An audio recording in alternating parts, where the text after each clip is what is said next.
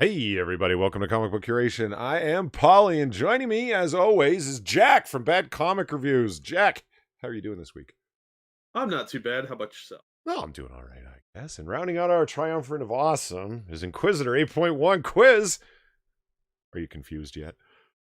Well, I mean, you flipped the script, but I it know, wasn't man. too It's confusing. I can still carry the show on my, on my considerable shoulders no, I don't think so. I think things here. move too fast and change too quickly for you to keep up. Oh, That's see, you never know what's going to happen on this show. I'm just kidding. It's all actually really predictable. And over in chat, oh, Professor Naps was the first one here. How's it going? And Absolute Zero. And Jake Thompson's here. Okie Native's here. Ryan Walters, Val Potato, Becca. What's up, Becca? And Quinn the Cultist. Ebony Williams. Hey, Ebony. And Assassin of the Gray. And my internet connection's dipping. Yay! Thank you, ISP. You guys really, really suck. it seems like Quinn the cultist is trying to summon an elder god. None of that here. We ain't got time to know fighting with elder gods, boy. And on today's show, what do we have? Oh, Christ, all kinds of stuff. We got Eric Larson trying to promote politics with Savage Dragon in the same hackneyed, ham-fisted fashion that he did with then Senator Obama running for president, and then J.K. Rowling and all of the fun that never seems to end with her. Wow, cancel culture doesn't stop. And what else? We got She-Hulk going on, and stories about Supergirl coming to an end, and then just fun stuff in the middle. And fuck Mark Ruffalo, because the guy is a never-ending font of commie pinko stupidity. Yeah. It's just, yeah. And I've got a fun comic to pitch this week. You know those series that start, and you're really excited about them, and then because of one thing or another, you kind of forgot they even existed, and then you come back, and it's like, oh shit, there's like 6 issues that I haven't even read. Sweet. That's what happened to me. I have a Yeah. stack of them. Yeah. I'm like 2 years behind on Batman Beyond. And they're all sitting here too. I have no reason other than they keep getting new books piled on top. Oh, nice. Dark Admiral Marchair's here. Hey, I haven't seen you in a while. Or that I noticed, but hopefully you're always listening, at least in the background. I like to think plenty of people are lurking. Probably not, though. And Yellow Yeah, What's that? I think so. I think there's a lot of Yeah. Okay, Yellow they're the Devil. unsung hero. Well, the unnoticed ones, at least. Yellow Devil, King Polly versus the YouTube gods. Let me tell you something about that. They might be particularly overstated. But it's not far off. Because before we went live, I was talking about that. Man, YouTube is just, you know, I realize, you know, we don't do a lot of inside baseball talk about like streams, and we don't really fight it out with other YouTubers or anything lame like that, because clout chasing, it's like, let me tell you who really sucks. You know who sucks? That Linkara guy. I mean, sure, Linkara sucks, but let's not make our show about it. Am I right? Well, I mean, Well, I mean, we haven't learned our lesson yet. all the links gonna flood comic book curation now because of that, Polly. Woohoo, viewers! Oh no. Oh People that want to no. watch Linkara play Poker Man are gonna flood. Whatever will we do? I got I'm no problem with scared. Poker Man. I got a problem with Linkara. So it's fine if you play Pokemon. I don't care. So they wait, are his fans like 12? No. Yeah, 12-year-olds have no idea who Weirdo Linkara is. I hope not. That's creepy. Another that guy with the glasses refugee. I mean, whatever. So anyway, so Section 230, you know this thing, the Communications Code, etc., Decency Act, blah blah blah. What? AG Barr sent this letter, instructional letter for advice and direction, and generally that's happening in terms of Section 230 regards the platform versus publisher and protection for online platforms for the material that they put up, that they're not particularly liable. You know this whole thing, Quiz? No, I don't. You haven't heard about any of this until right now. Okay, Jack, do you know about this? Yeah, of course. Okay, yeah, of course. It's No, I'm not fucking with you. I've never heard of this. Oh yeah, like Polly was saying, it's what separates allows YouTube and Twitter and Facebook to basically exist, because they're platforms where anyone can go on. He's not doing anything illegal, Right. allegedly. But it's been abused so heavily because the one section gives them way too much flexibility, and it's very poorly defined. Is this like the clause for fair use or something, or? No. The think of it this way. I mean, just to get it out there fast and loose without much detail. Mhm. If you go ahead and you publish something up on YouTube, you put something up on YouTube, that is it's you I don't know, you plan to rob a bank with somebody on a live stream. Does that mean YouTube is your co-conspirator in the bank robbery? No. They're not Oh, they're not liable for okay. what you are putting up there.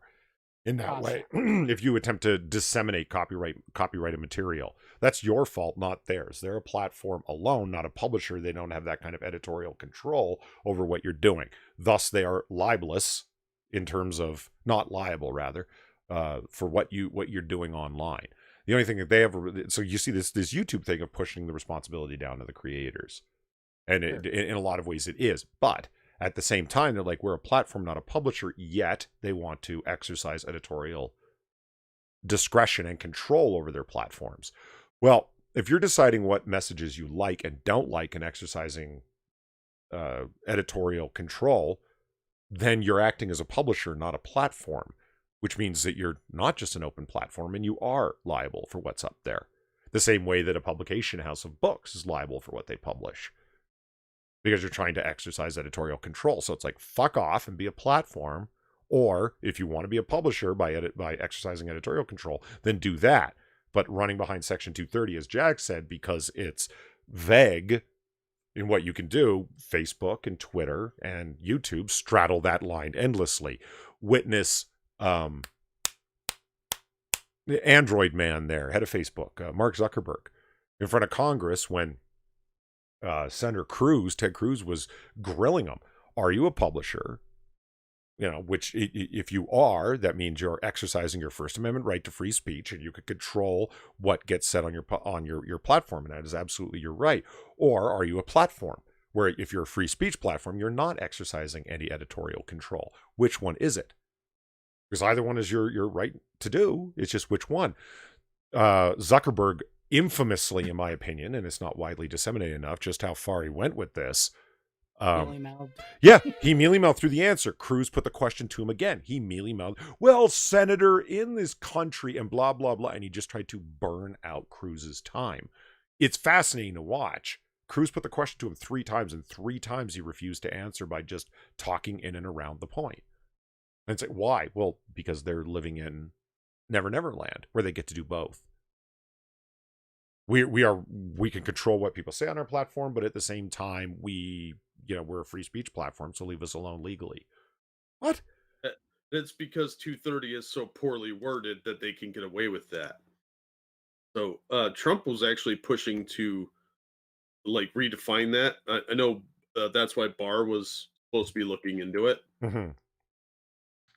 But and I can understand why Trump actually gives a fuck, because there's all sorts of we are going to tag Trump campaign stuff, and we're going to, with this is a potential misinformation. We won't allow ads on. We'll censor conservative content, et cetera, et cetera. So, yeah, I can absolutely see why they're interested. Really quick, RVA Dar, thank you very much for the $10 donation. Polly, finally catching comic book curation live, but get rid of the potato already. You leave Evolved Potato is a beloved member of our audience, and I won't have you talking about him that way. But thank you very much. I appreciate it. I hear you. Yeah, see, Evolved Potato, you've only been on Minions with me like a couple of times. See, you've never been on Comic Book Curation, and Polly's throwing you under the bus. I throw everyone under the bus. First time that's happening. That's a good point.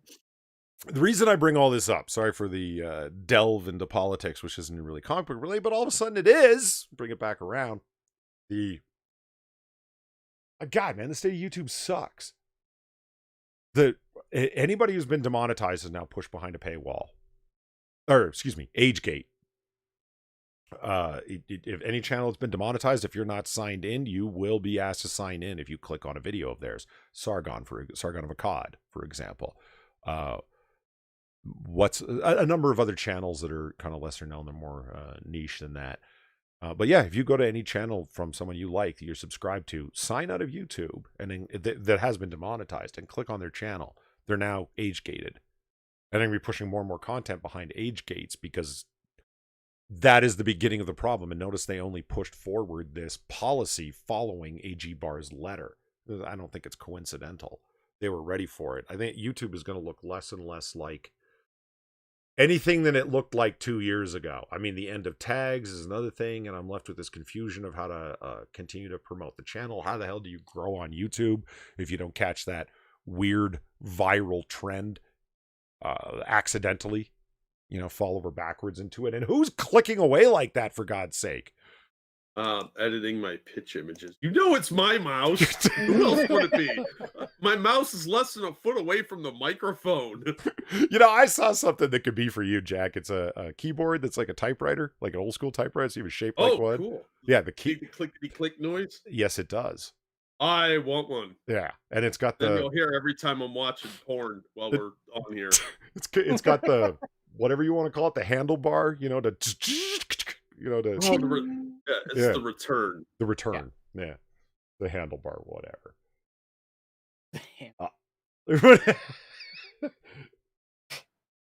I'm gonna take this typewriter up for a spin. And you got Avitar or RVA. Oh, fuck. Like, it's been a long day. Actually, it really has. Like 3 hours sleep. I was talking about his computer, not Evolved Potato. Yeah, it's fine. Backpedal now. I understand.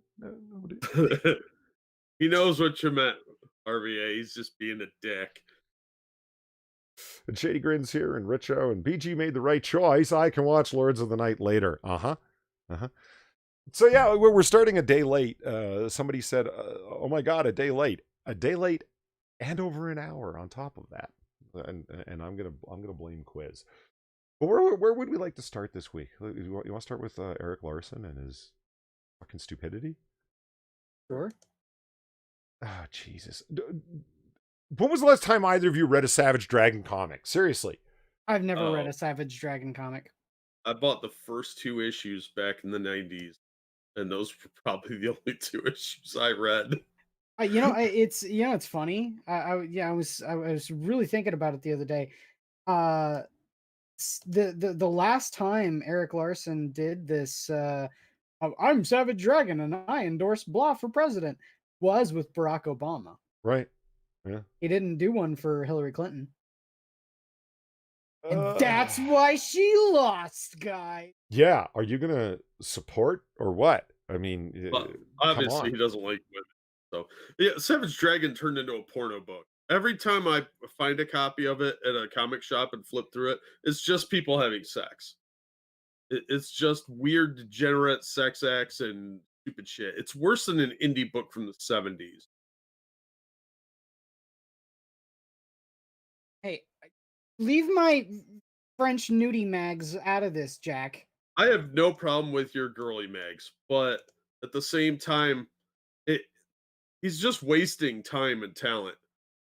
So, yeah. I mean, he had a pretty strong following at one time, and now he's just that degenerate guy that makes nudie books with weird mutants. Who, Larson's wasting talent? I mean, okay, so here's the cover. Well, I don't think he has talent, but there are people that do. Yeah, it's Savage Dragon, and it really is just this cover, a reiteration of the one where I support Barack Obama for president of the United States. It's like, I'm Malcolm Dragon, and I endorse Joe Biden, Kamala Harris for the president, vice president of the United States.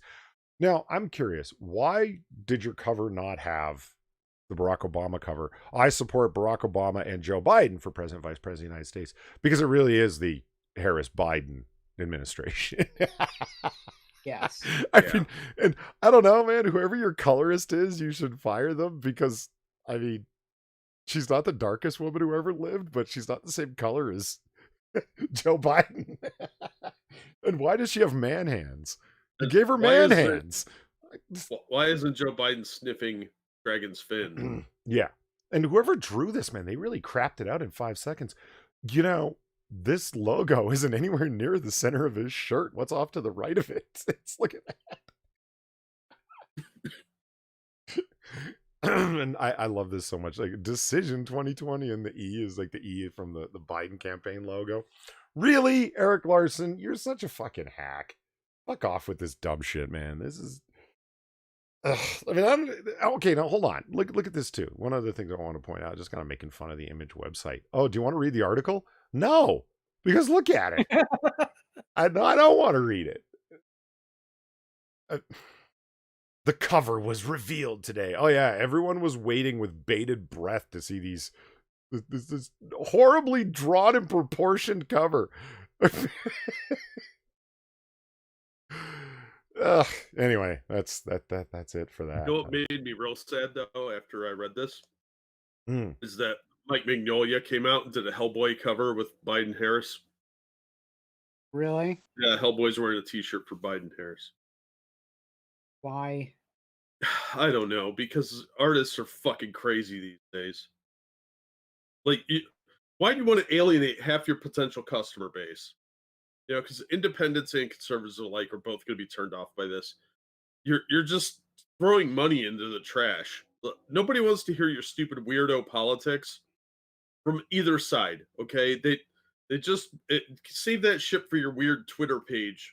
Nobody wants to pay you $4 for this garbage that's going to be forgotten about in a couple years and probably not worth anything. Especially considering the sales on Savage Dragon. Yeah, what, your 2,000 fans? Come on, dude. Dumb.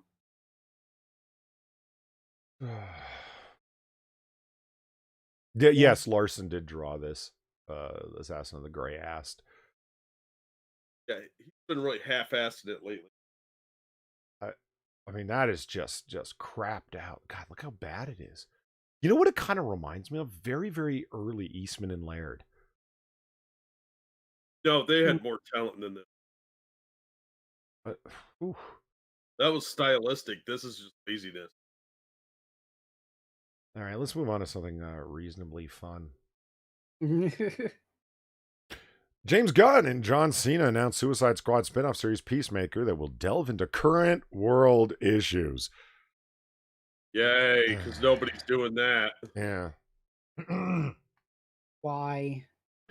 Oh, Dark Admiral Marchers is. I can't recall the last time I saw Savage Dragon on the stands. I can't either, but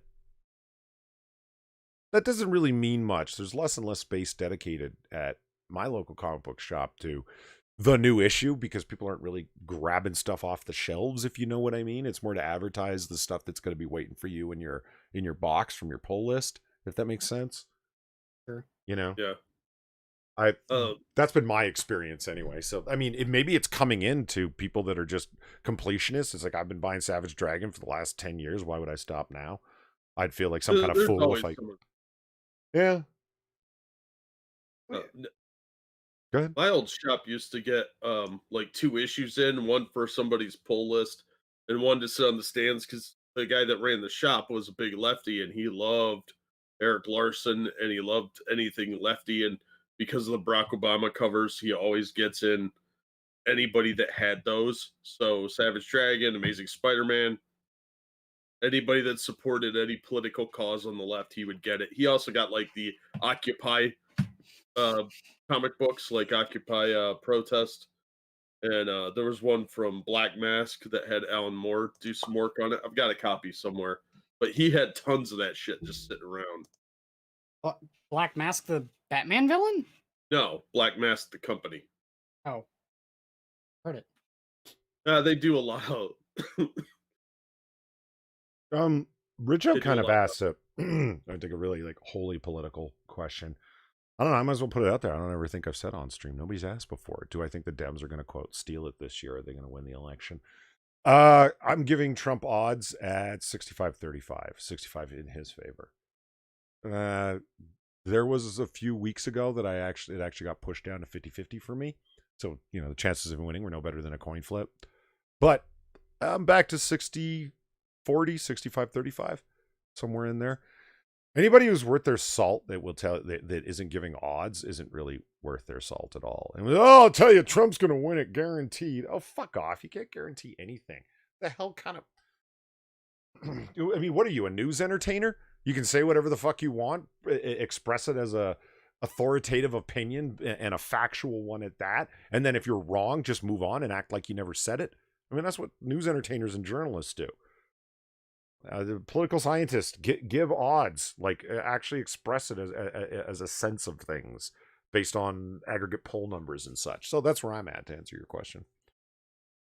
So, you know, it's not looking good. It's not looking nightmarish, but it's not looking good. Let's see. Suicide Squad director and Peacemaker John Cena announced a brand new HBO Max original series titled Peacemaker. And God, isn't it looking non-CW-ish? Look at that. I'm kidding. That's a joke. It looks very CW-ish. Fuck.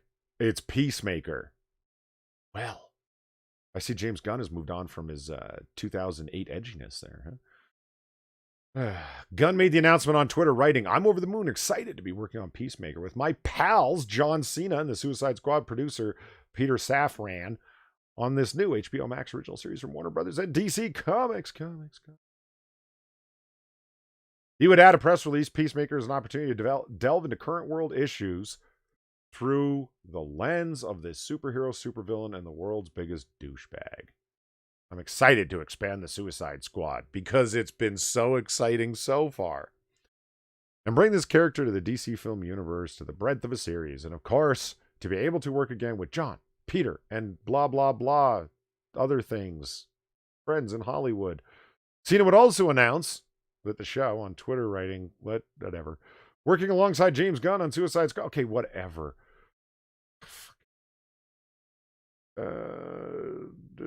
The show's here and we're really happy. As I've said before, has been a tremendous honor and incredible opportunity. Hey, you're saying nothing. I'm unbelievably excited. Still saying nothing. Chief Content Officer for HBO and HBO Max has other things that don't mean anything. The series will explore the origins of the character that Cena will play in the upcoming film, a man who believes in peace at any cost, no matter how many people he has to kill to get it. The first season of the show will be in 8. You guys heard about this? You excited? You interested? You give a fuck about this character?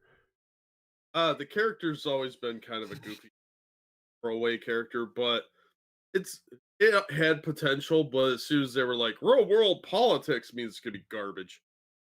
Well, I'm gonna say garbage throwaway characters. That's the Suicide Squad in a nutshell. That was the whole point of the Suicide Squad back in the 70s. They had a whole bunch of D-list supervillains, and DC wasn't doing anything with them, and they had last-ditch efforts to try and make these characters popular, so they made the Suicide Squad out of the idea. And it was a mediocrely popular comic. But it's... I don't expect too much out of this. And my expectations are fairly high for the James Gunn Suicide Squad movie.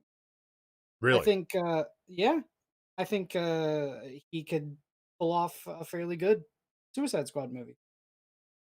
Really quick, thank you, Cryptic, for the $5. I thought about revising my poll list. Then I looked at the year prior to me canceling it. Nothing has changed, so no. I'll give my money to you instead of the Ronald McDonald House charity. Because fuck the kids with the diseases and the families that want to be near them in the hospital. What the hell, man? Okay. See, I'm not a cold, heartless prick like Jack. I don't rejoice in charities being defunded. But thank you Not anyway. so much that I rejoice in them being defunded. I rejoice in me being funded. That's different. And fuck anybody who gets caught in the mix. Well, you know, things happen. Yeah. And there's only so much money to go around, am I right? So what do you guys want to talk about? You want to talk about fucking J.K. Rowling and her fuckery? You want to talk about... Did we talk about Ruffalo last week? We didn't have a show last week. Oh, that would explain it.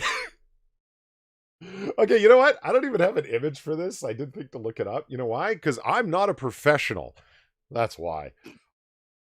I don't think people tune into this podcast. I don't even know anymore. YouTube live stream. YouTube live stream to hear the crap. To see us be professionals. I don't think that's what they're here for.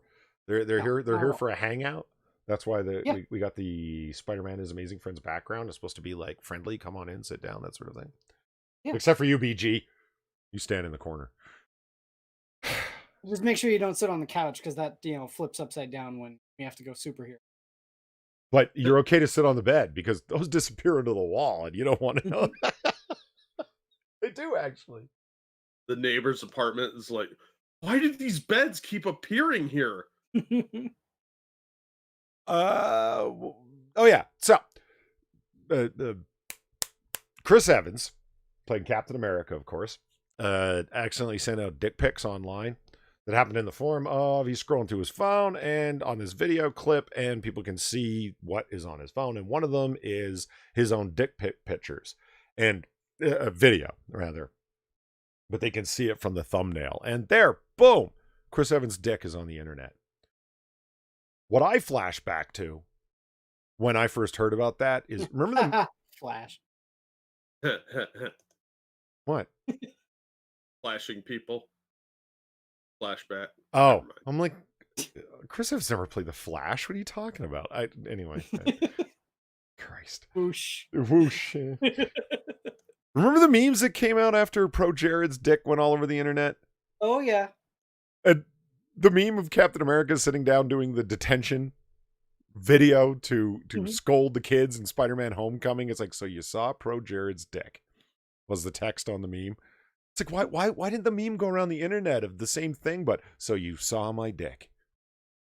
No, but there were plenty of the ones that have the packaged one, pun intended, of Captain America sitting in the chair and says, "So you fucked up." I saw plenty of those when I heard about it. So. Did he get hair plugs for his scrotum too? That's a good point. I don't know. I don't know if he's balding on his dick too. Oh God. I was very particular. I don't want to think about that. And Jack Gunsky, it's like, no, you're wrong. It's like you started on time. What gives? No, we started a day late, as Delahaye and Paul Taylor were very quick to point out. Thank you. I was gonna say, is it the fact that maybe he's balding in the scrotal region because that's where they got the hair for his hair plugs? Well, his hair's remarkably uncurly for that. What are we talking about? You can straighten your hair. Maybe that's what he did. Okay, enough. Cryptic, thank you for the $5. I told Jack worse. Yeah, I know. Like when I took $5 from the child who was crying due to the drive-by shooting. She wasn't quite dead. Whoa, hold on. Yeah, that one will get dark. Don't worry. Buckle in. Okay, censored. Hopefully the kid found a foster home. Yes, the unnamed child who went through nightmare scenario, I hope is well, Cryptic, that they found a foster home. God damn, dude. Drive-bys and dead. All right.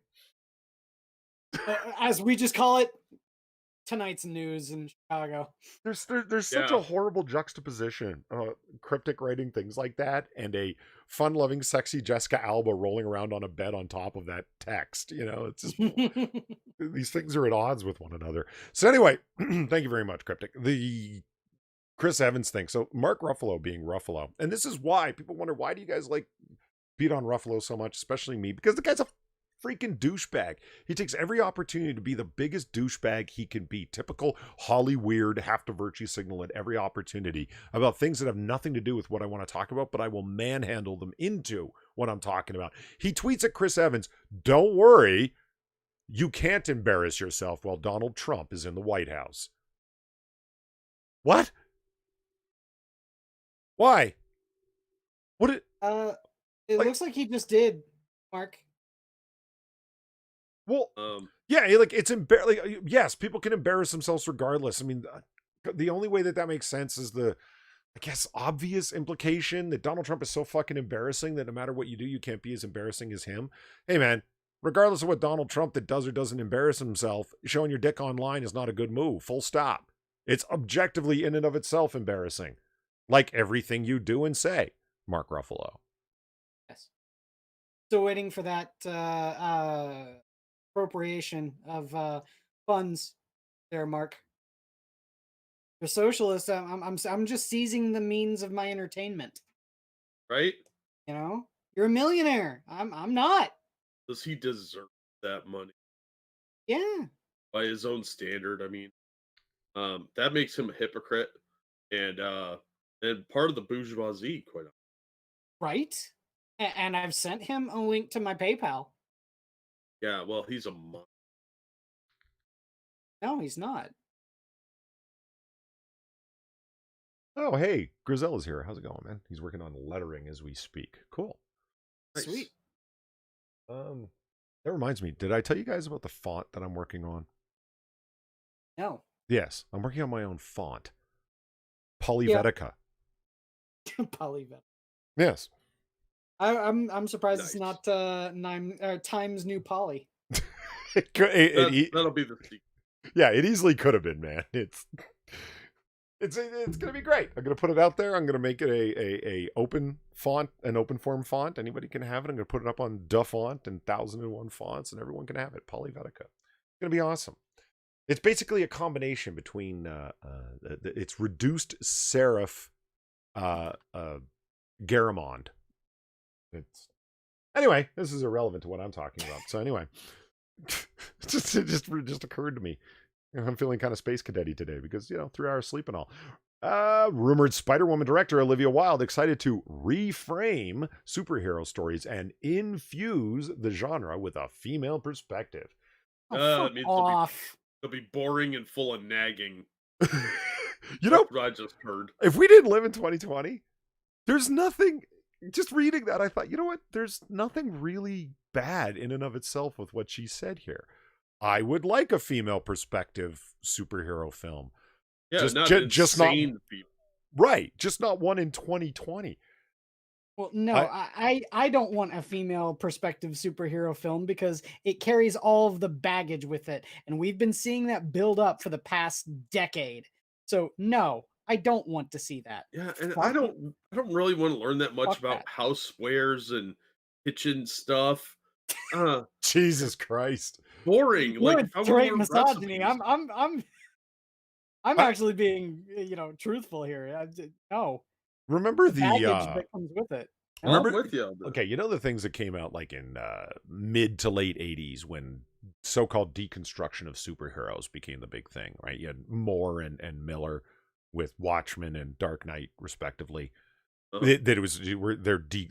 Looking back, there was like, this is deconstructing the superhero, asking like what they are and what makes them superheroes and so forth. And when they're not that, and they're not even anti-heroes anymore, what does that do? They still count in this genre?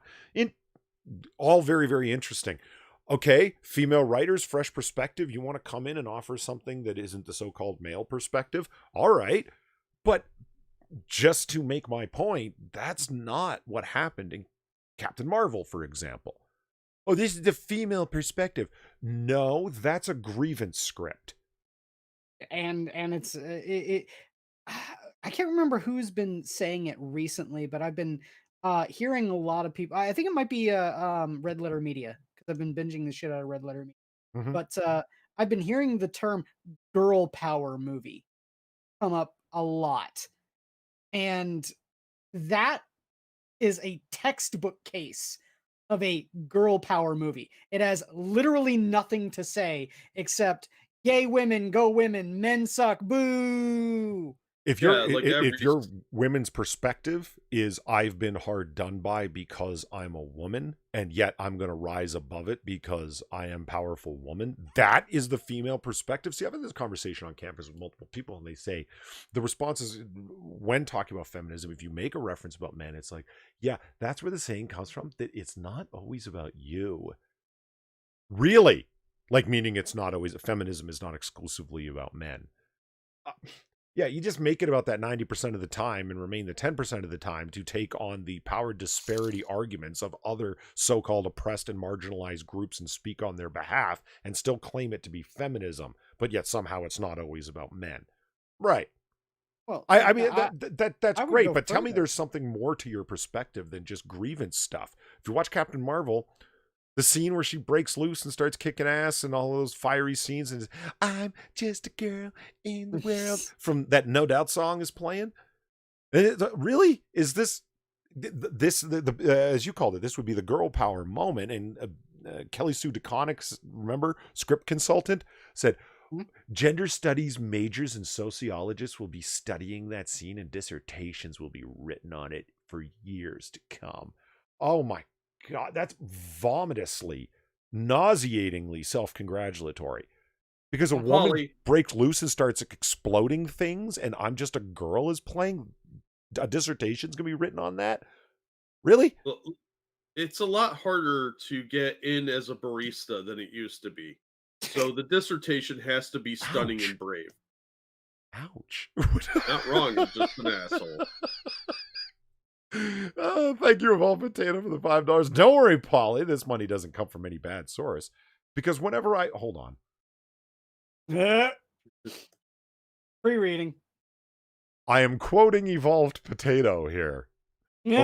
Evolved Potato says, quote, because whenever Evolved Potato sells kids, he, Evolved Potato, makes sure they're only used for organ harvesting, says Evolved Potato. None of that other stuff. Because that's what a good person like Evolved Potato does.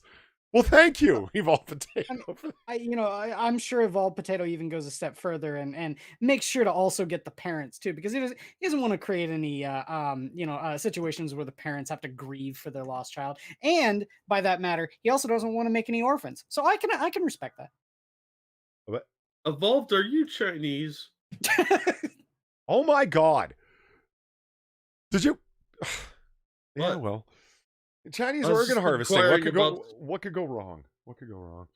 See, I was just wondering. There were some people of a religious bent that went missing into some camps, and I didn't Mhm. know if maybe he worked there as a guard or something.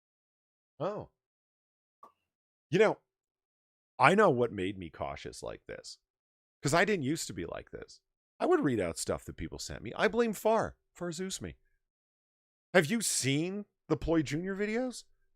Oh yeah. Yeah. Oh yeah. And the Yeah, they're things, hilarious. And she's always they're listening. hilarious because people can clip you and take you out of context. Just wait till it's done to you, man. It leaves you a little gun That's shy. been done. It's already been done, Jack or Polly. Mm. It's frightening. Okay, let's talk about Olivia Wilde. Oh yeah, I'd hit it. remember I mean, remember her in Tron Legacy? Hell yeah, yeah, yeah. yeah.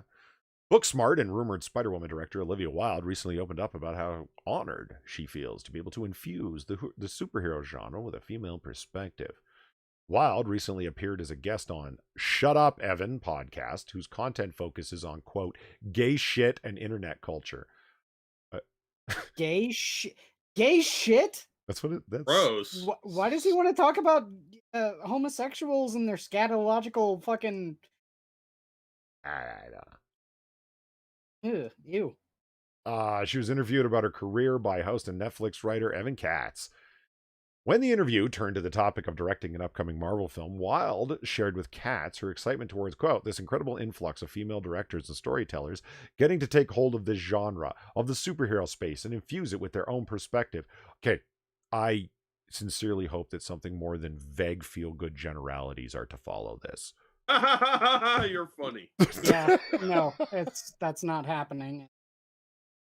Well, you can always look back on Tron and realize that she wasn't all that very important to the story anyway. Look, she's a pretty girl, and that's about all she's got going. This feminist bullshit is just a virtue signal to try and get more work, and it's gonna fuck up the film, and we all know it. Because it ruins every movie they try it in. Look at that Terminator Dark Fate and Charlie's Angels and all the other ones they've done. Just focusing on agenda is not storytelling. And it's going to ruin it. It's going to be stupid. Which is sad. I like Spider Woman as a character up until they started this woke shit in the early 2000s. So I think they're going to ruin it. They're going to make it boring and trite. And I don't need to learn any recipes. Thank you, Julie Child. I mean, well, so much for my hope here. The actor-director also expressed the honor she felt in being, quote, amongst this wave of women who are showing up and saying, we are not only going to step in and try and tell this story like men do, we're actually going to reframe the stories themselves. To ruin it. Tell the story like men do, and yet you go off about patriarchy.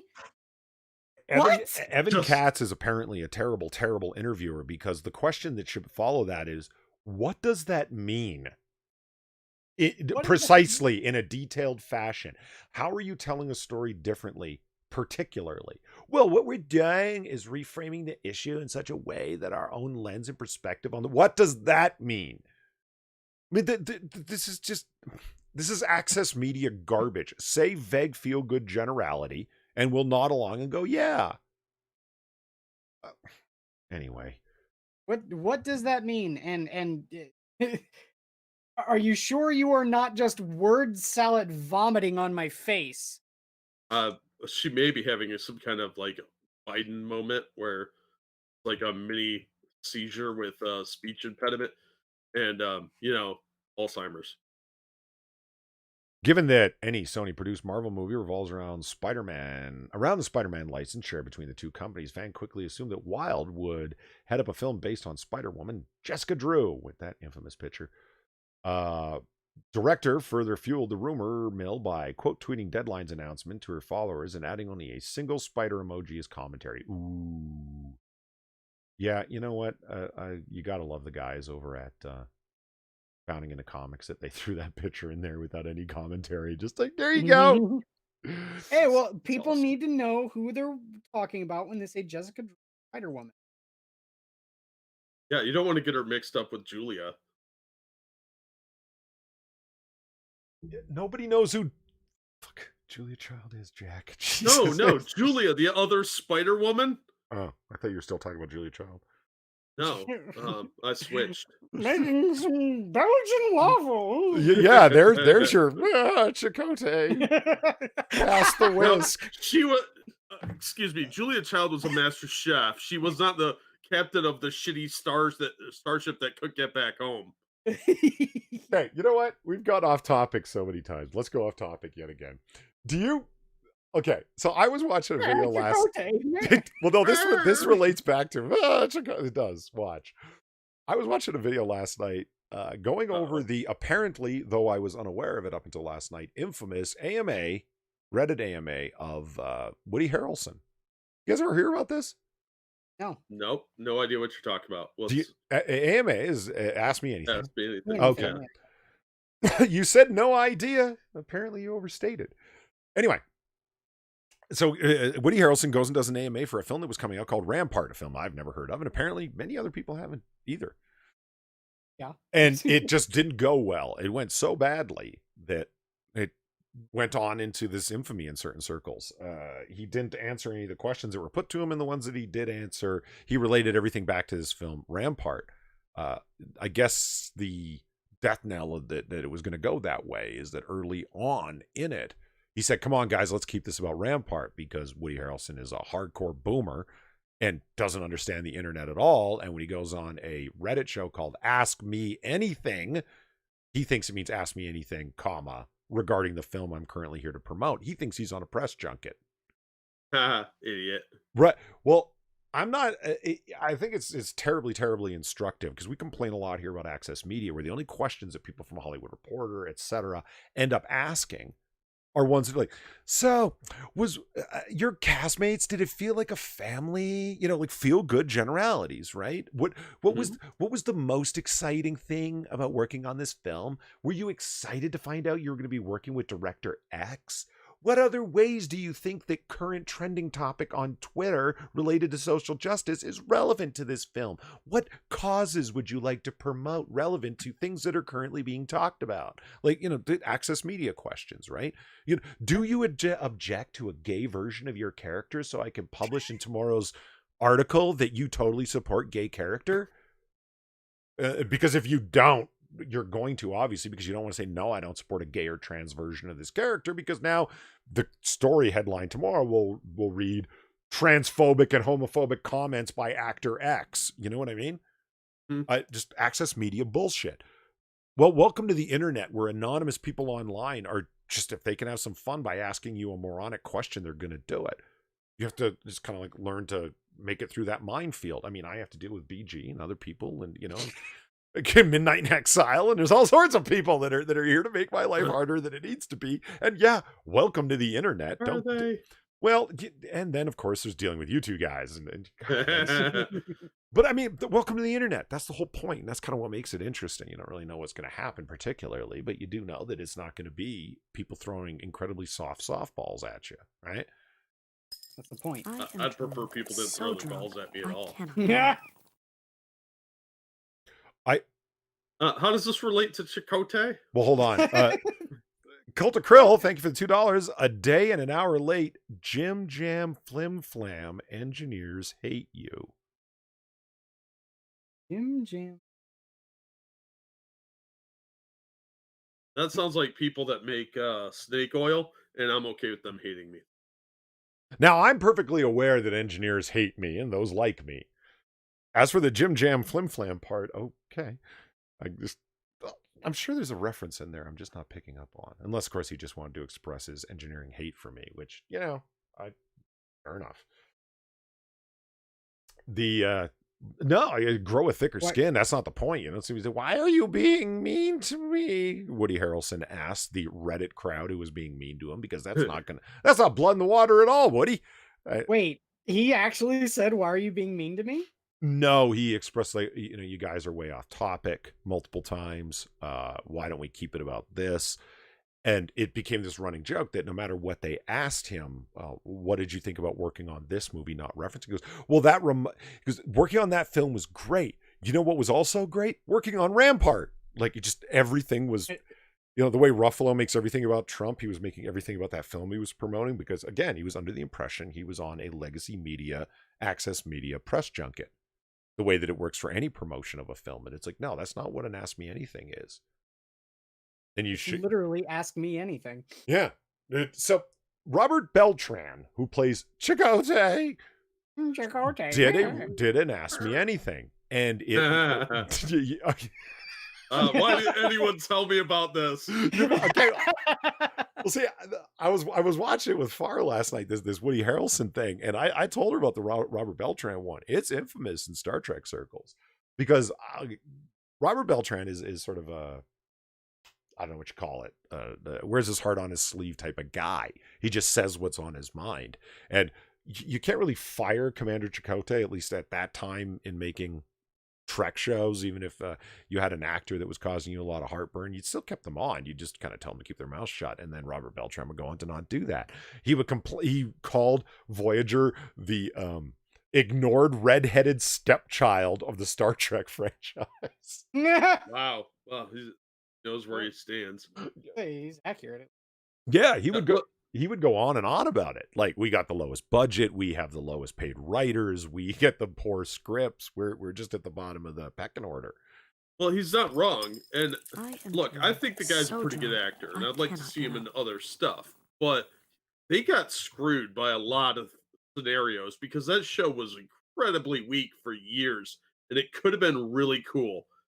I mean, you're off in a distant quadrant, no backup. You're going to end up with this fucked up looking patchwork ship with people you picked up along the way. They could have killed off characters as they went along and had to replace them from alien worlds. Right. They didn't do any of that. Instead, it was the same old episodic bullshit every week. Oh, wrap it up in an hour. Maybe we'll do a two-parter. It's fucking dumb. And that fucking sea monkey. Don't even get me started. Well, look, the sea monkey shows up to pleasure Captain Janeway, and she's like, "Man, Chakotay!" We'll get back to the space leopard in a second. Thank you, Cult of Krill, saying it was a joke. Engineers understand why non-engineers understand why other people aren't anal retentive assholes. It was more of a cell phone.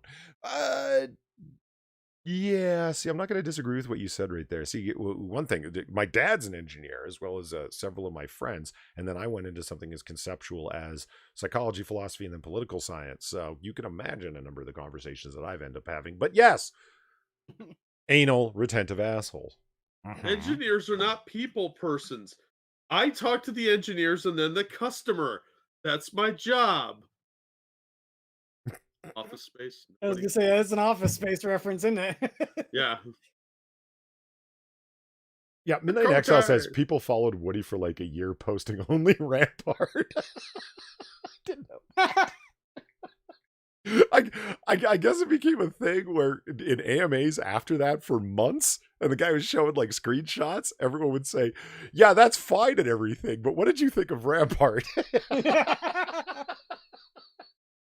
And whoever was doing it, the AMA would be like, what's Rampart? And they would, and he would bring it back to the director, Woody would bring it back to the director. But getting back over to the Robert Beltran one, he would complain a lot that he was at the bottom of the pecking order and everything. This AMA gave him an opportunity and a platform to dish, I guess, basically. And at least he perceived of it that way. And everybody knowing that Beltran was the kind of guy that would go to Star Trek conventions or conventions generally and be that guy who would say, yeah, CBS Paramount, they don't care if we're out there twisting in the wind, they just blah blah blah. Like, if he's willing to say this in front of a room full of Star Trek fans, what would he be willing to say on the internet when it's just general people? Oh shit. Yeah, it's worth going and checking out. It was a giant miserable fest.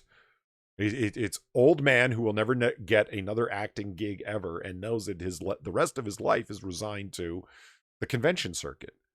And being like, he's not going to be on the same panels with Patrick Stewart and William Shatner, and you know what I mean? He's going to be on the B list, up there with the Space Leopard. No, he's better than the Space Leopard. Come on. Especially because there wasn't one on that show. Yeah, I was gonna say. The Sea Monkey is way worse of an actor than he is, and way more annoying. At least he was like the leader of the Maquis and of the ship, and he could have like been the captain, and probably should have been. Real, let's a woman in. Okay, hold on. Thank you, Crypto, for the $3. Hey, engineers aren't assholes. Dickwad is acceptable. Fair enough. I would say Cryptic is an engineer. Well, I hear that, and you know what? Like I said, I've come away from knowing engineers and stuff with a particular opinion on them. It's like, thank God there's engineers, if you know what I mean. In the same way you say, like, thank God that there's accountants. I just wouldn't want to be one. And I mean that because, like, it's fine to sit there and dream, like, like architects, right? Oh, I'm going to design this building, and it's going to be so artistic, and there's going to be these flowing partitions and different negative spaces and all this stuff. And then the engineers are like, okay, yeah, how are we going to build this so this thing doesn't fall in and kill people? The load-bearing members and stresses of the structure and the supports that it's going to require and so forth. It's a good goddamn thing there's engineers out there who think of these things. You heard it too, right, Quiz? Load-bearing members. Yeah. Fuck. That's an actual term. What the fuck? I know it is. But still. It's usually by dudes that are banging fatties. Yes.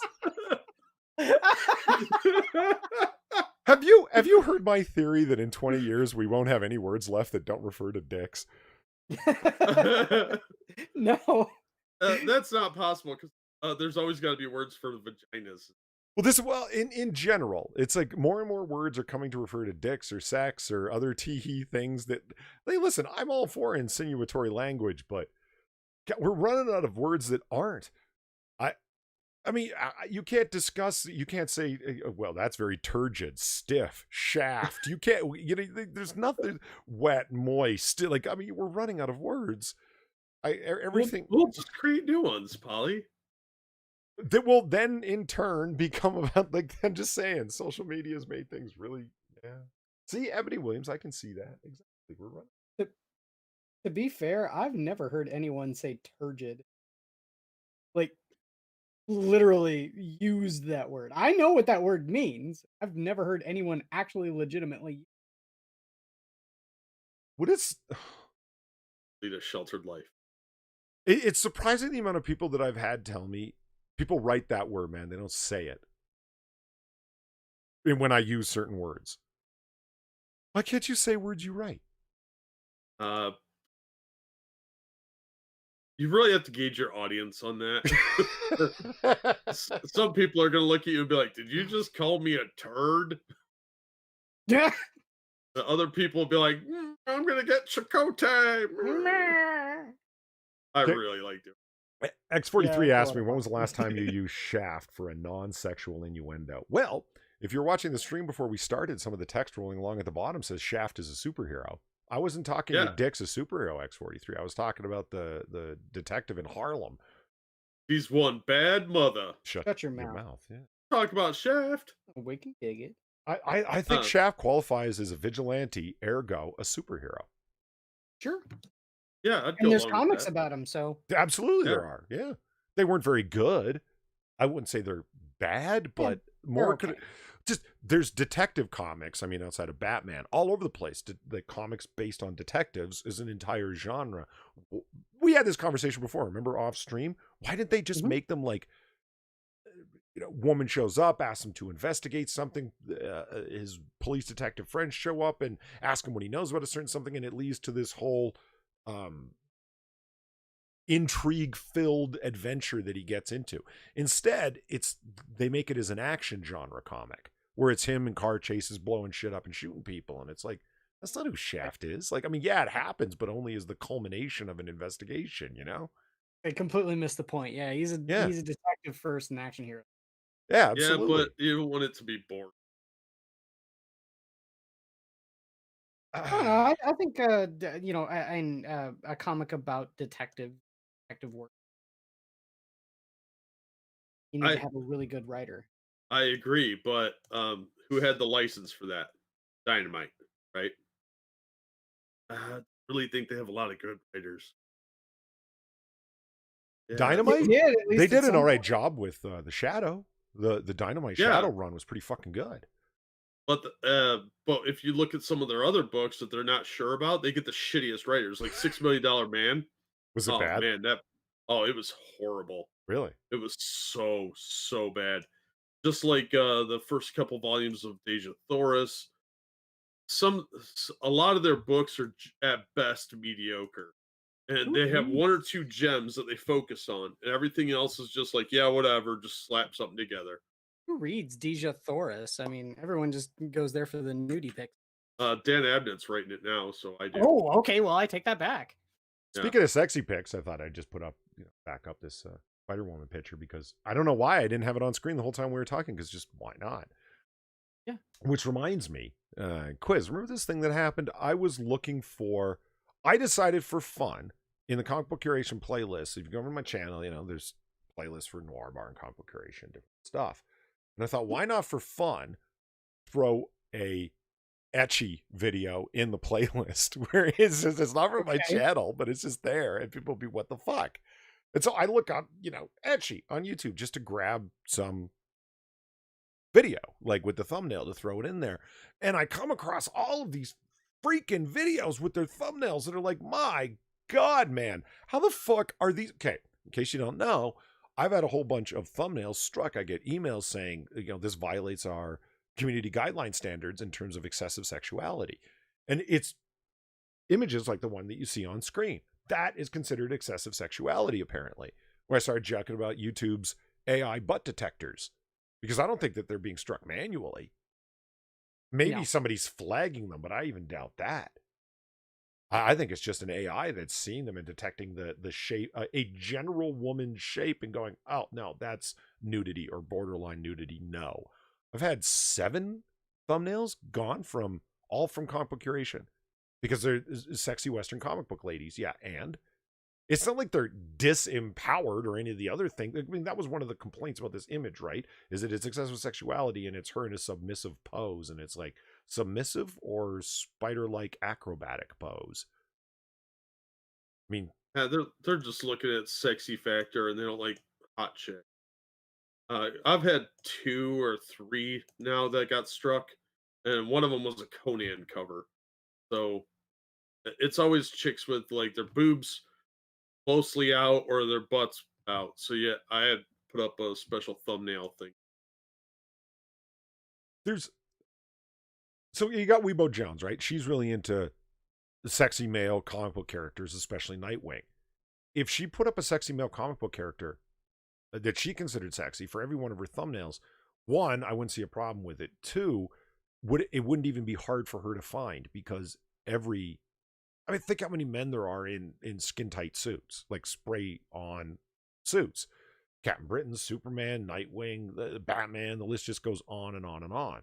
Yeah, I wouldn't have a problem with it and wouldn't care. Oh, fuck off, pop-ups. Getting computer pop-ups for no reason. In any case, what bugs me about that is the hentai images that I saw. Quiz, you saw them. It's like, yeah, okay, they're behind an age gate, but it's some guy sucking on some anime woman's tits. And that wasn't struck, but somehow, I don't know, Wonder Woman standing there with a sword and stuff. That one got struck. Why? Why the Wonder Woman one? Because you can see the outline of her. Okay, and there's no one sucking on her tits. What the hell? Again, the major thing about it is that they've manually gone in for their video and made it age restricted. Either that or the video was made for them. And it's behind a verification, wall. Our videos on Comic Book Curation are open to the public. Period. There's no age gate, no requirement to sign in to watch Comic Book Curation. Yet. I absolutely believe that's coming. We're going to, God, the amount of F-bombs we drop, sexy imagery, already had thumbnails struck for excessive sexuality, which is a community guideline, not strike, but whatever you want to call it, community guideline issue. Thank you, Cryptic, for the $5. I'm going to start a stream with stylized drawings of me in that exact pose in a mankind.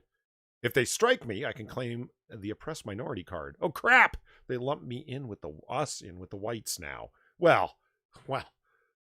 They lumped you in with the whites. What could be worse? You're screwed, man. Yeah. Well, I mean, they took the pot card away from Asians. So yeah, sorry, man. Oh, you got to deal with everything that we got to deal with. Cryptic meant a mankini, not in a. I thought you meant in a mankind, like in a style like that a man would be, and except he meant a mankini. No, don't do that. I changed my mind. That's a bad idea. Cryptic drawn in a mankini. No one wants to see that. And Cryptic was a Marine. I'm sure there's probably plenty of thirsty women, even women watching right now, that would be okay with that. You know what? Remember those images that people drew where it's like, let's draw men in the same poses that superheroines are drawn in and see if they look empowered. Mm-hmm. And it's like, they're striking classically or stereotypically, quote, feminine poses that superheroines are always drawn in. And it's like, see how ridiculous they look? Now you know how we feel. It's like, okay, yeah, but go to a straight woman and say, does that look attractive to you? A man striking that pose. So what would be get a cross section of 100 randomly chosen women and say, which of these men are in sexy poses? And no, you can't say none of them. You have to pick. These rank order them as attractiveness. You're not going to find a lot of women picking out effeminate poses. I mean, people who make these complaints literally make their living or justify their identity making these complaints. Are these the people you should be listening to? No. No, that we used to call them whiners. And everybody used to ignore them and tell them to shut up and quit whining. Now on the internet, you can't do that. Monetized whining. Huh. They were called whiners. Now they're called activists. Yeah, same thing. Just because they prettied up the word doesn't change the fact they're whining. I'm gonna write a book about how sad I am. Shut up, fucking pussy. Grow up. Oh, Jake Thompson with it. You will get age gated when you get demonetized.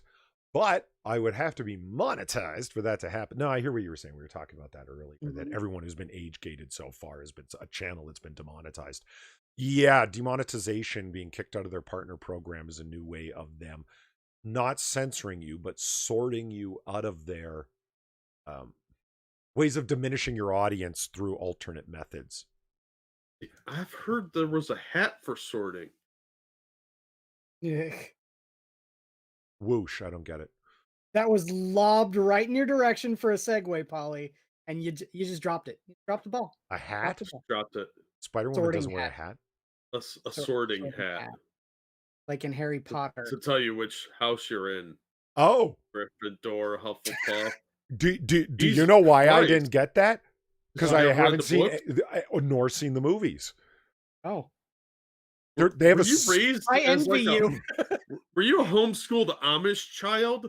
I'm confused. How did you miss all of that? I have seen 2 Disney movies in my entire life. No, I wasn't raised. movie. Yeah. One of them was Song of the South. No. Harry Oh, Potter, 3. no. Wait a minute, 3. I have seen Song of the South. That's right. So fuck, I've been seeing 2 for a while now. It's actually been 3 because I forgot about Song of the South. I saw Song of the South not because of the songs, but because of Brer Rabbit, who has always been one of my favorite characters. Full stop. Like cross genres. That's American Aesop's Fables. Brer Rabbit's great. It's folksy as hell. What's not to love? But that's proto Bugs Bunny. What's not to love? You know. He was a lovable scamp. Exactly. But no, I just they were whatchamacallit, Robin Hood, that I watched a whole fuck ton as a kid because I loved Robin Hood as a fox. It was great. It was his character as a fox was fucking awesome, and I was, to my never-ending depression, that apparently furries fixated on that movie. Oh, not just fixated. Yeah, whatever. Drew inspiration from, I guess. It's way more disturbing than that. I mean, they straight up fetishize it. Disgusting. Yeah. You know, and so Robin Hood and the Great Mouse Detective. Somebody said, "Did you ever heard of the Great Mouse Detective?" And I was like, "No, what the hell's that?" And they're like, "It's a mouse that is Sherlock Holmes and lives in Sherlock Holmes' house." I'm like, "That's brilliant. I want to see that." And it was up on YouTube, so I watched the full film on YouTube, and it was great. I enjoyed it. It was fun. But those are the only 2 Disneys I've ever seen. You've never seen like Sleeping Beauty or No. any of the classic anime? Wow. Seriously, were you Amish? Or I don't know how Aladdin, you avoided those. or Mulan, or Sword in the Stone? No. My God. Little Mermaid, nothing. I was too busy watching Star Wars, reading comics, Star Trek, and going outside to play. So was I. No, you weren't. It's fine. I was. It's you didn't see the sky until you were like forced to attend high school. I get it. It's Holly, I'm older than you. What has that got to do with anything? It means that I grew up without all of that the technology shit. I had like all of that was coming to age when I was, older and older and older, Wait a people, minute. That getting raises an babysitted interesting by their question. TV. If you're older than me and Jack is Yeah. older than Dirt, why is it you haven't Not even that old. I know. I just Middle-aged. I know. I was like, just after I said it, I was like, Good dig. wow, that was a sideways shiv for no fucking reason. Right? Why aren't you into the 70s animation and 60s animation stuff like I am? Like, I'm meaning like the 68 Spider-Man series, I am. the Super Friends from the 70s stuff. I've absolutely watched all those. But I mean, you had never even heard, as I recall anyway, of Robin Hood, Space Robin Hood. Well, no, I had never heard of Space Robin Hood. No, Rocket Friends Robin with- Hood. That's it. Rocket Robin Hood. Rocket that's it. Robin Hood. Yeah, No, I'd never heard of that. I downloaded that whole series from perfectly legitimate sources, and I don't know. that I ended up watching it spottily here and there. It was great fun. Like, oh my God. Oh, it's great. I love the intro for it and everything. Really fun, catchy, jaunty. It is rather jaunty, and also an incredible time filler as it goes on for like 2 minutes just to fill Yeah. up time so we don't have to reanimate new stuff for every episode. Welcome to Well, So it's like- that's what? that show is definitely of the Hanna-Barbera school of recycled animation.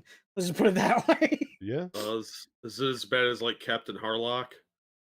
No, it's like it's like Scooby-Doo. Oh, Like okay. every time Scooby-Doo, Scooby-Doo and Shaggy run away from the monster, they never animated. They only animated that scene once, Yeah. and they just reuse that. They layer up the animation, put in new background. Yeah, you just say zoinks a few times or ulp, and it detracts from the recycling. Yeah. Like I said, it's the Rocket Robin Hood definitely is of the Hanna-Barbera school. That sounds fucking awful. Yeah, it's fun. I liked Yeah. it. I had fun with it. Speaking of things that I want to have more, let's talk about pink news for a hot second. Fuck is pink news? Like, well, pink news is just, whoo. Heinous. Oh my God, is pink news directed? It's like, oh, look at this. You are seeing this message because ad or script blocking software is interfering with this page. Disable any ad, Disable? disable any ad or script blocking software, then reload the page. Or no. Yeah, or you can go fuck yourself. Right. You ain't getting my location and all of the other sort of information out of that. You are horrible, horrible people, and I don't want to support you. But this is what I mean. Going to your page, it's like you disable this so we can show ads, because if you don't allow our ads to load, we don't get paid. Oh, all the more reason to not reload the page and disable anything, you fuckers. Right? Because apparently you're, highly trained software engineers over at Pink News don't know how to block your articles, because look, I can read the whole fucking thing. Well, you are on a site called Pink News. I don't think their budget's super high. Well, and let's see if we can lower their budget even more by not allowing the ads to load. J.K. Rowling books have been banned by an Australian store as a show of support for the trans community. Rabble I want to have a lot more no. fun with Pink News. I mean, I knew they existed a while back, but I kind of forgot about them, and then some different articles kept coming up, and oh man, I'm gonna have a lot more fun with this here and over on Noir Bar. Whatchamacallit got boring. Not Mary Sue. Mary Sue. Mary Sue got kind of boring. We started to know the 5 writers that they had, as they pretended like they had a whole squad of people working for them. The squad has a name, Polly, and it's Gail Simone's cats. Yes. Princess Weeks and so forth, all of the people over there, Rachel Leishman. Like, fuck, we actually knew their names, and we began to understand their style of writing and the particular subjects they wrote on. And then we kind of mined the comedic material right out of them, because they only had 3 subjects that they talked about. We're angry about politics, we're angry about a problematic thing in movies or television, or we support thing that is good for representation. That's yay. This is Grievance, the website. Yeah. And Pink News is the same thing, but they're a lot more militant about it, meaning hilarious. So let's see what we're talking about here. I sincerely hope at least one of these articles sometime down the road blames the Jesuits. Give it time, dude. Give it time. We can only hope. I mean, I thought I had as much fun as one can have with, like, blaming the CIA's behind everything. The Jews are behind everything, every crazy conspiracy theory. But like you guys have heard from me, I am now coming across a whole bunch of people that are blaming the Jesuits for everything. It's kind of awesome. I'm having a good time with it. Rabble Books and Games in Maylands, Perth announced on Wednesday, September 16th, that they had ceased stocking novels by J.K. Rowling, including those under the pseudonym of Robert Galbraith. Harry Potter books will be removed from the bookshelves. No more Sorting Hats, whatever the fuck that is, for you. But it will be available by request. Oh, so you really didn't. You still want to make the money, huh? You just I just started laughing when I read that. Like, you can ask for it. We got it behind the counter. It's like a drug deal. Like, hey right. man, you got any that Harry Potter action? It's like, as I understood, porn mags used to be mailed to people back in the day in a plain brown wrapper. Yep. They're handing over fucking Harry Potter books in a plain brown wrapper to create a safe space for the trans people, because if they see Harry Potter and the Neutered Wizard, or whatever one of the titles is, they can I don't know. read Harry Potter and the Neutered Wizard, I'm not gonna lie.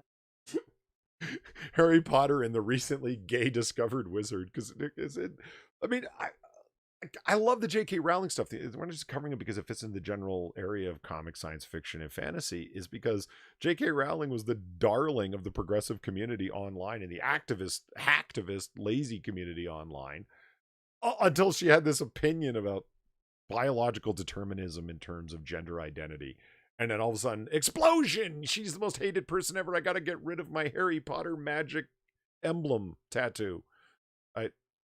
All right, whatever. Yeah, that's the funniest thing to me, is that there's so many people that are talking about how I'm getting my Harry Potter tattoo removed. Number one, you had a Harry Potter tattoo. right? That's enough to make fun of you already. And that's the thing is, I don't necessarily hate those books, but you got a tattoo of Harry Potter. That's enough for you to get bullied until the rest of your life. Not a bully stream. Not But at all. aside from that, now you feel like you have to get it removed. That everything about that is funny to me. Everything about it. I What a waste of. Well, speaking of which, the profits, i.e., money, from any that are sold will be donated to the trans and gender diverse support service, Trans Folk of Western Australia. I'm not laughing at that support network charity. I'm laughing at them where it's like, yeah, so you still want a revenue stream going through your store. You can say you're donating the profits from it. But having, Jack, I mean, you've run a comic book store. At least you've got revenue running through the place. That is still a net positive. Oh, absolutely. I would sell shit I disagreed with all the time because I liked keeping the lights on. Yeah. I liked being able to order new product. That's how you do it. You have to sell stuff. You don't get to pick and choose sometimes, unless somebody did something really egregious, like Gerard Jones getting caught uploading nudie children on the internets, which he did on YouTube, by the way. Oh, Then I could understand not ew. carrying his books. But if it's somebody you just politically disagree with, fuck that. I'll take the money for that just as much as anything else.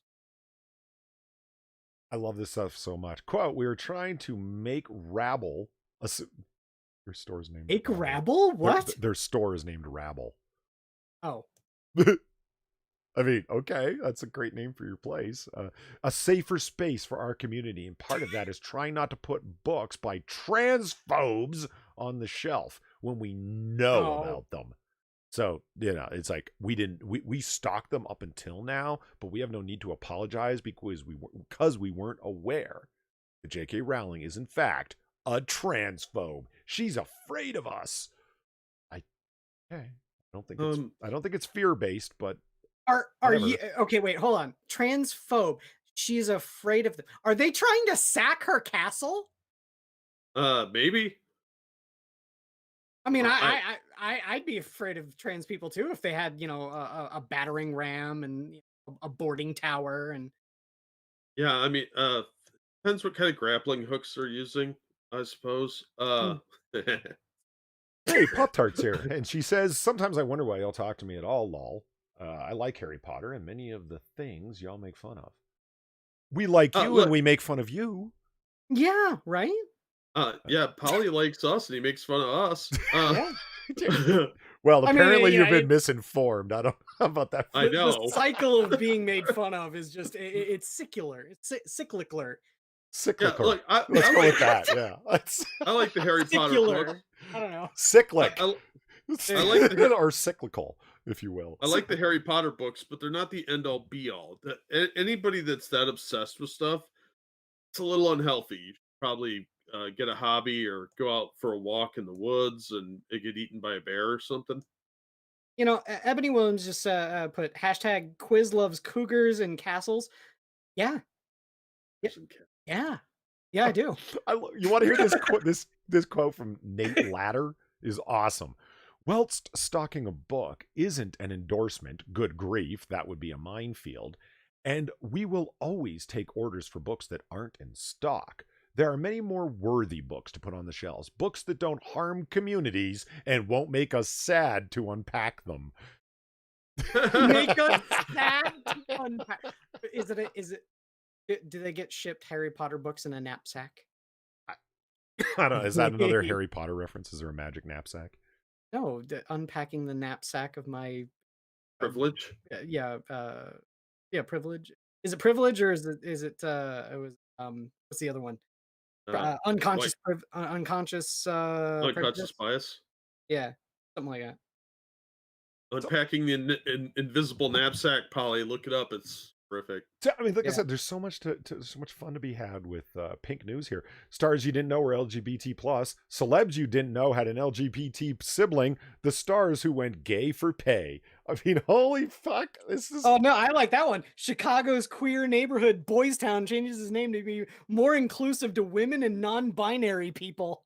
and it. News to me. I mean, everyone knows about Boys Town. But what do they call it? I don't want to click on it. What do you think they call Boys it? Town. No. No, What did they change the name to? It'll be no person one's shown. no one's gonna follow whatever they're suggesting that the name be changed to. And that's the thing, is that that's like a colloquial name. No, there's no big old sign that says, come here to Boys Town, where cotton candy man jobs and the crushed dreams of Jesus is on every street. What? That might be a good marketing tool. I mean, don't that know. would be a good marketing tool, yeah. But no, everyone just calls it Boys Town. It's Clark and Diversey. That's the street corners. It's Clark and Diversey. It's just called Boys Town. No one's gonna call it whatever they want it, whatever they are suggesting to call it.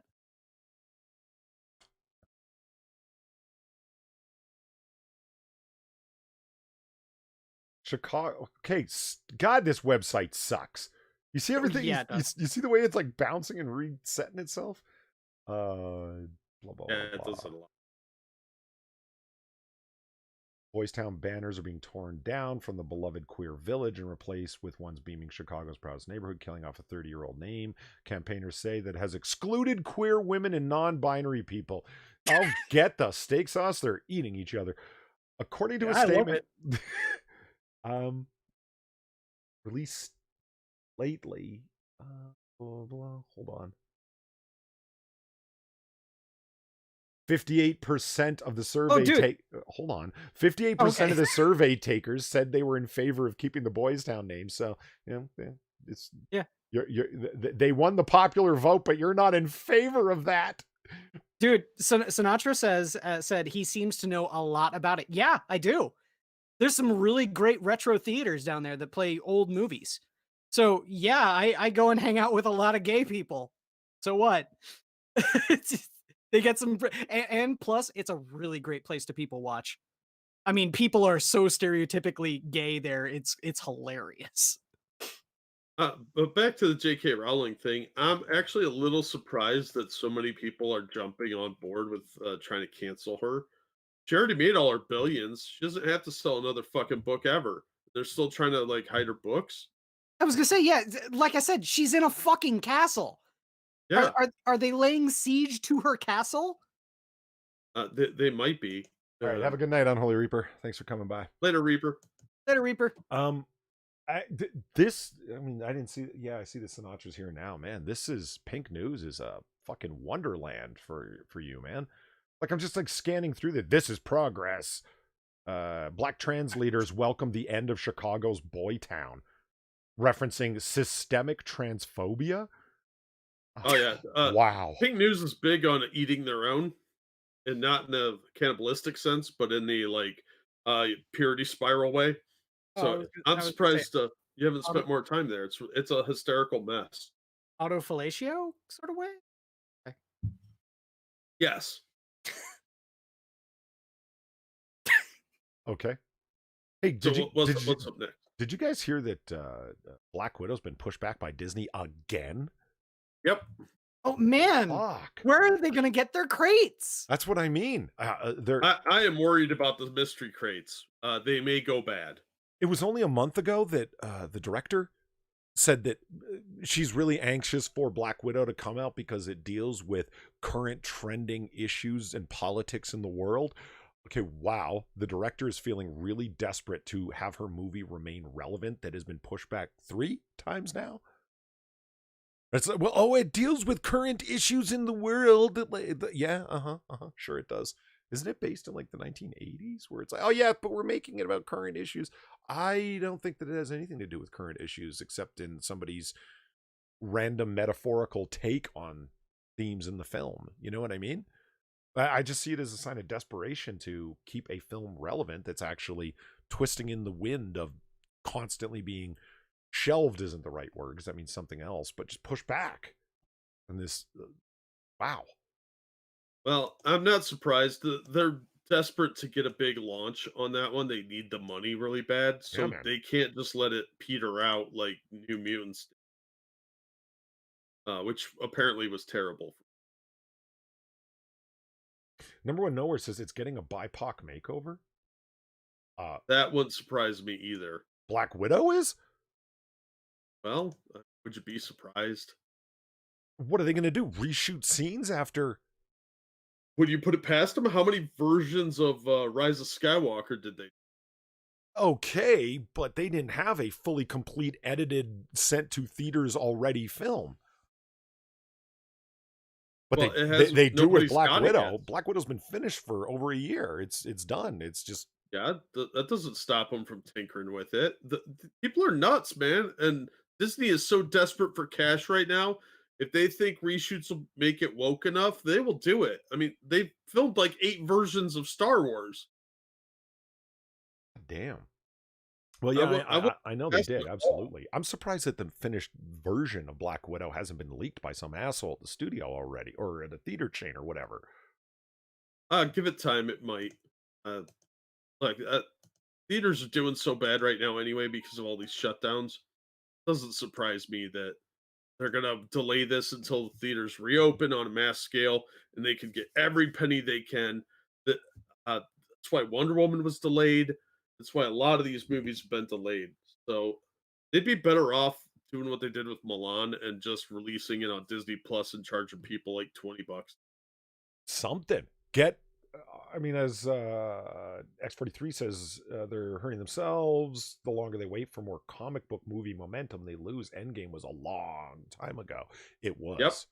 It absolutely. was. And what's worse is pushing back Black Widow moves the entire schedule back.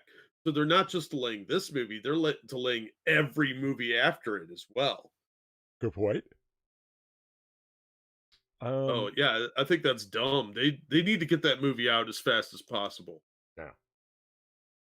Yeah, say I'm just wondering about Wonder Woman 1984. When is that coming? I think that's Christmas time now. Okay.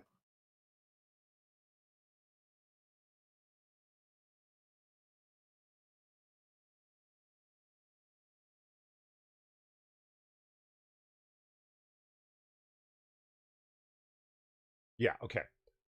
So I buy a copy of this Spider-Man Noir #4. Right? Oh, It's the one that just came out. Quiet. It's okay. We'll talk about this later. It's the whatchamacallit at the top that's driving me nuts. Every issue this month of Marvel Comics has got that banner printed on the top. Rest in power, Chadwick Boseman. Um, this is monetizing that guy's death. absolutely. Yeah. This is not Stan Lee. Like, okay, yes, they did the banner thing with when Stan Lee when he died, but Stan Lee, Marvel, how could two people be like more, more intertwined, or two like a company and a person be intertwined rather? It's like it makes sense to have that on Stan Lee, especially any comic character that he had any kind of association with or created or co-created. I get that. Chadwick Boseman on every comic book cover, not just Black Panther. Wait, what? Like the reach of this, and to have rest in power, that commie Antifa saying, are you fucking what the fuck? God damn it, Marvel. I mean, this is really low down of you guys. I Yeah, this is a gutter level abuse of corpse kind of thing. Way to abuse the guy after he's dead. You're just shilling and trying to freeload off of his name. yeah. Sad. Yeah, they are. It's because Chadwick Boseman is all trending right now. So it's like, what are we gonna do? We're Marvel and we publish Black Panther comics, and so we're gonna do like a special edition Black Panther, like a whole bunch of alternate covers or whatever. No, we're gonna put a banner on every comic, and it's got nothing to do with the guy, and we're gonna do it as rest in power because Black Lives Matter is really big right now, and those guys don't say rest in peace. The Antifa revolutionary Marxists say rest in power, so that's what we're gonna roll with. What? Well, you do have to realize that how many comic creators are in Portland, and it's a shocking amount. So of course they do. I it's it's super cringy. I mean, this is the equivalent of like, in the 1960s, like late 1960s, writing groovy as ever on your comics or something, like, attempting Yeah. to be with the kids and this is what's all hot right now. It's revolutionary LARPing tripe. Are you fucking kidding me? And Yeah, whoever did this is a jive turkey. right? Buying a fucking comic that has this printed at the top of it. Fuck me, man. I shelled out fucking $4 for this. Are you crazy? Fucker. Wow. Yeah. Shut up, Jack. You buy more comics than I do. Yeah, I try and buy good ones though. Well, I dig Spider-Man Noir. Let's go I back read to that this. She-Hulk Disney Plus series casts Tatiana, I'm going to say Tatiana Maslany in lead role. When I saw this, the first thing I thought was, wait a minute, she's not a POC, or is she? Is she queer? Is she trans? Is she gay? Why are they wait, what's going on? I didn't get it, but it's in Variety. So let's see what the one of the two ultimate shill sites, Hollywood Reporter and Variety, have to say. The series centers on lawyer Jennifer Walters, thanks, cousin of Bruce Banner, wow, right into the deep stuff, who inherits the Hulk powers after she receives a blood transfusion from him. Wow, you're really going to make her a derivative of Hulk like that? You're not going to make it that Hulk is actually... Origin. What's that? Yes. That's her origin. That is her actual origin. But it's... Thanks, guys. You should go work for Variety. Yeah, I'm aware of that. My point is, I'm amazed that they're going with that as her origin, that they're not making Bruce Banner actually a derivative of her getting the transfusion from her. See what I'm saying? Oh, no, she'll just be better and more powerful at using powers. Well, that would just make Bruce Banner, played by Mark Ruffalo, have a vagina, but we all know that already happened. Wait a minute. They're doing a West Side Story remake? Look at this up here. Black Widow, West Side Story, and Eternals postponed release dates. You guys are doing West Side Story? Why not? Remakes are all the rave. Well, we need to... Well, no, the rave is when the Jets fight the Sharks, but that's true. Reps for Maslany declined to comment. Reps for Disney did not immediately respond to Variety's request for comment.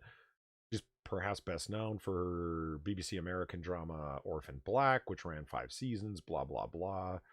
She-Hulk is one of several Marvel series in the works at Disney Plus, with several others featured. Stars from the Marvel Cinematic Universe, Falcon and the Winter Soldier, WandaVision are on deck. Blah, blah, blah. And Loki for early 2021, unless they push that back infinitely. Marvel Studios also developing the shows Hawkeye, Miss Marvel, and Moon Knight. Don't get excited about Hawkeye. It's going to be about Kate Bishop. Yeah, or Moon Knight. Yeah, don't get excited about Moon Knight because they couldn't possibly do it well because plus. Yeah, they got to water everything down into. What do you think about the WandaVision trailer?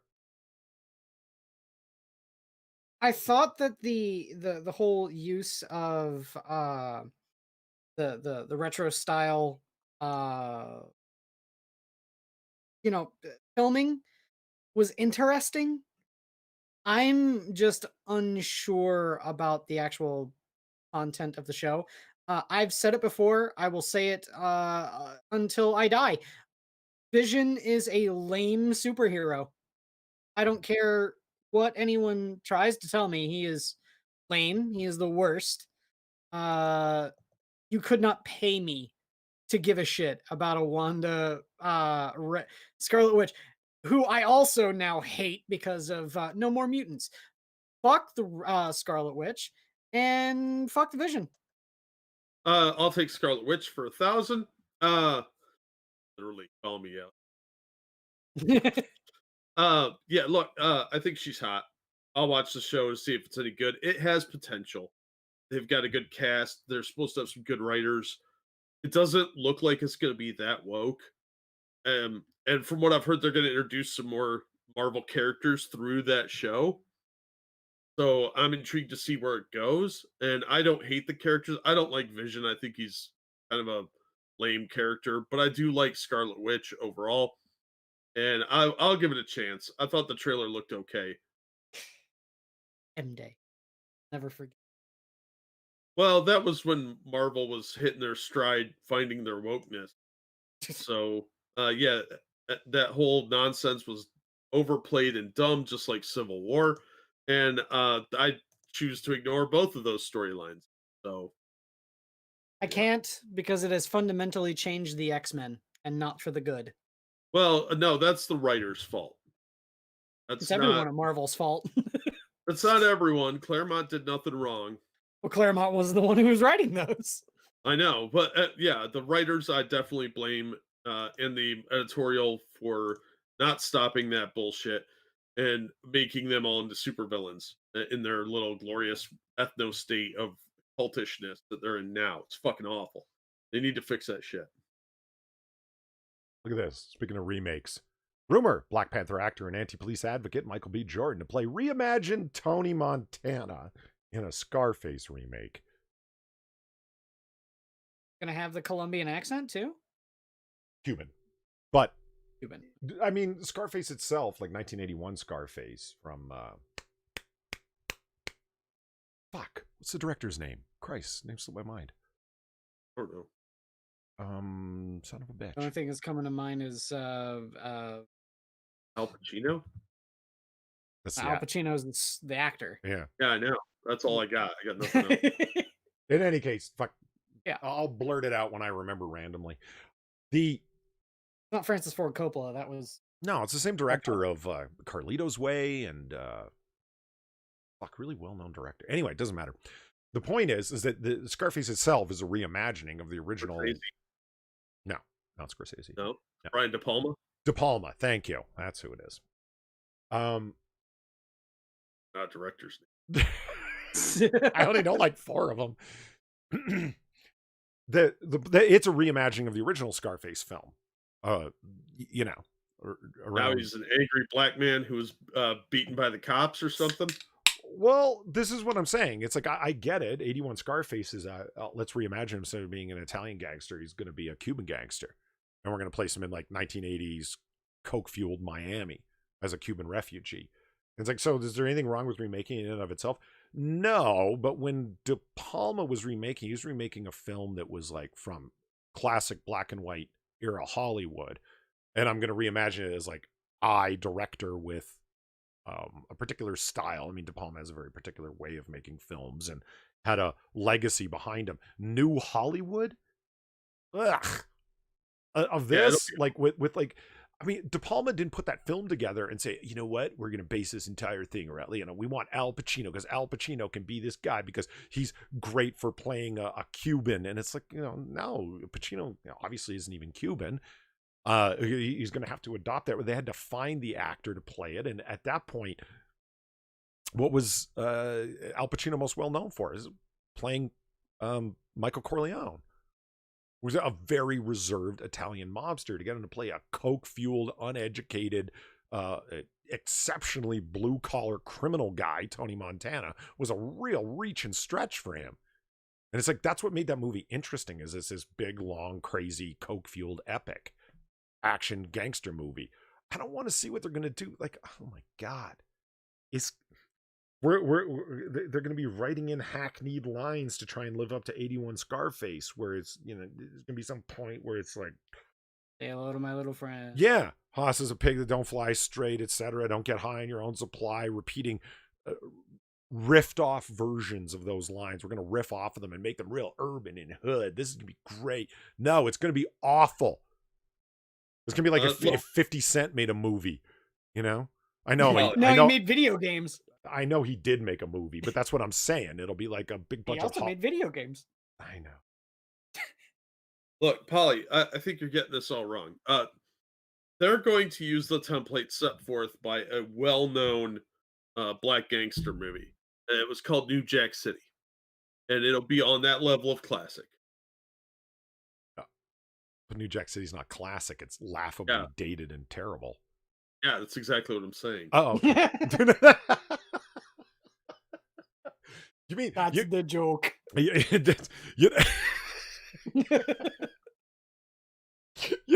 You know what this movie's gonna end up being? Let's because this is just a rumor. Let's say it goes through. It's gonna be the Ben-Hur remake. Oh my Oh, god. it'll be worse than that, dude. You know what I mean? Like it's like a classic movie that everybody knows that's gonna be remade for reasons that people are like, why? It's gonna have a huge budget, get the shit promoted out of it, and 5 minutes after it's been out, people are gonna be, they made that? Because I bring up the Ben-Hur remake with people, and they're like, they remade that? Yeah, it had a budget of like 210 million. You're goddamn right, they remade it. And it was a Got it. complete fucking failure flop. Eh. Yeah, it'll be the same thing. Like most of the modern remakes, it'll probably be garbage because most of them are, and it'll lack the imagination of the original or the vision or the ability to be mildly offensive to somebody. So it'll be all watered down and it'll be some nonsense PC bullshit filtered in for to appease the social justice crowd. It'll be lazy. Yeah. And he'll Well, be, of course it's gonna he, lack the vision. I mean, he's gonna be in a series with the Scarlet Witch Yeah, on there's Disney that. Plus. Which if they'd cast an android to play Scarface, would be a better movie. Michael B. Jordan's going to be in WandaVision? No, he meant the Vision, as in the character the Vision. Because Jack said it'll lack the vision. Oh, God. All right, They're just anyway. whizzing right by you today, Polly. They can't all be gems, god damn it. All right, like quick article. I don't want to talk about it because the headline itself makes the joke. Doctor Who star Jodie Whittaker states that her parents raised her gender neutral before it was even considered a thing. She actually made the hipster claim. I was gender neutral before it was cool. Yeah. Yeah. Look, just because your parents were too lazy to find you girl clothes doesn't mean it was gender neutral, all right? They just, here's some toys, fuck off. You get He-Man this year. It was on sale at the thrift store. Look, Jodie Whittaker's a good actress. She's terrible as the Doctor, and I think she's crazy. But she is trying so desperately to get Doctor Who ratings up because they have alienated their fans by completely annihilating canon. And this is just another sad ploy for attention. And I'm not surprised by it. I'm just sad that it happened because they have the damage they've done to Doctor Who is pretty much irreparable at this point. It's awful. If they were smart, they would say that she's not actually the Doctor, and she's the origin story that they retconned in is actually the origin of the Valley Yard, because that would salvage it. But they're not going to do that because they're a bunch of disingenuous SJW douchebags who think they can fix everything. So this is just a sad attempt to get some publicity for Doctor Who, and it's not going to work. Just like every other bullshit they've tried. Stop doing the SJW stuff and get back to writing good sci-fi stories, and maybe people will come back to it. The thing, the hipster thing becomes obvious right off the top of it.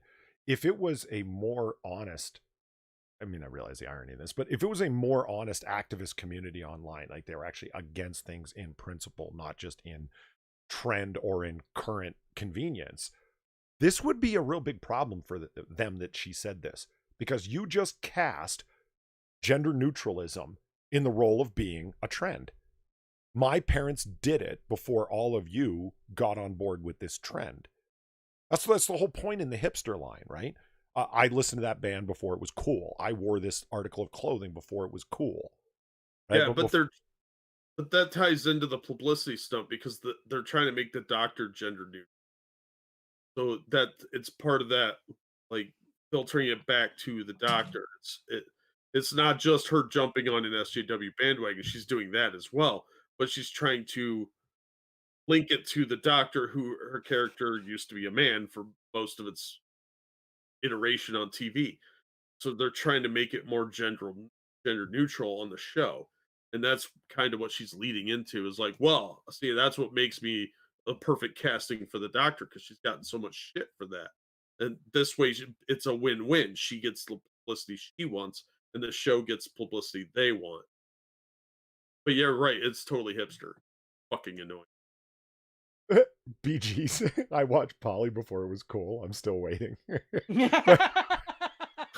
I'm trying to think who are some of our oldest viewers. Do you remember the first like 5 comic book curations where there was like 3 to 6 people watching? I do. I don't remember Monday, let alone so.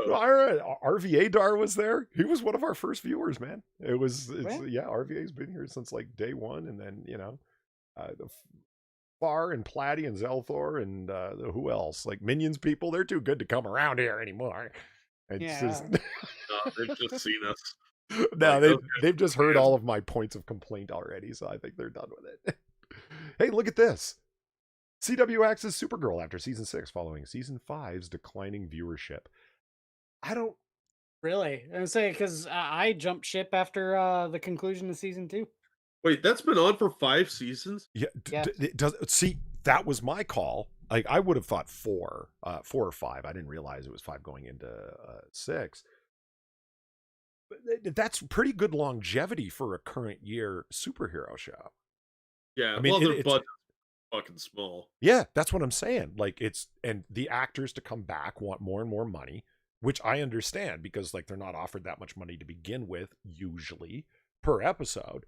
So they ask for more money, and it becomes financially untenable to keep the show going, considering that people start to get bored with it because these shows tend to not have very, deep story arcs where people are like tuning in every minute to see what's going on. It's not fucking Game of Thrones.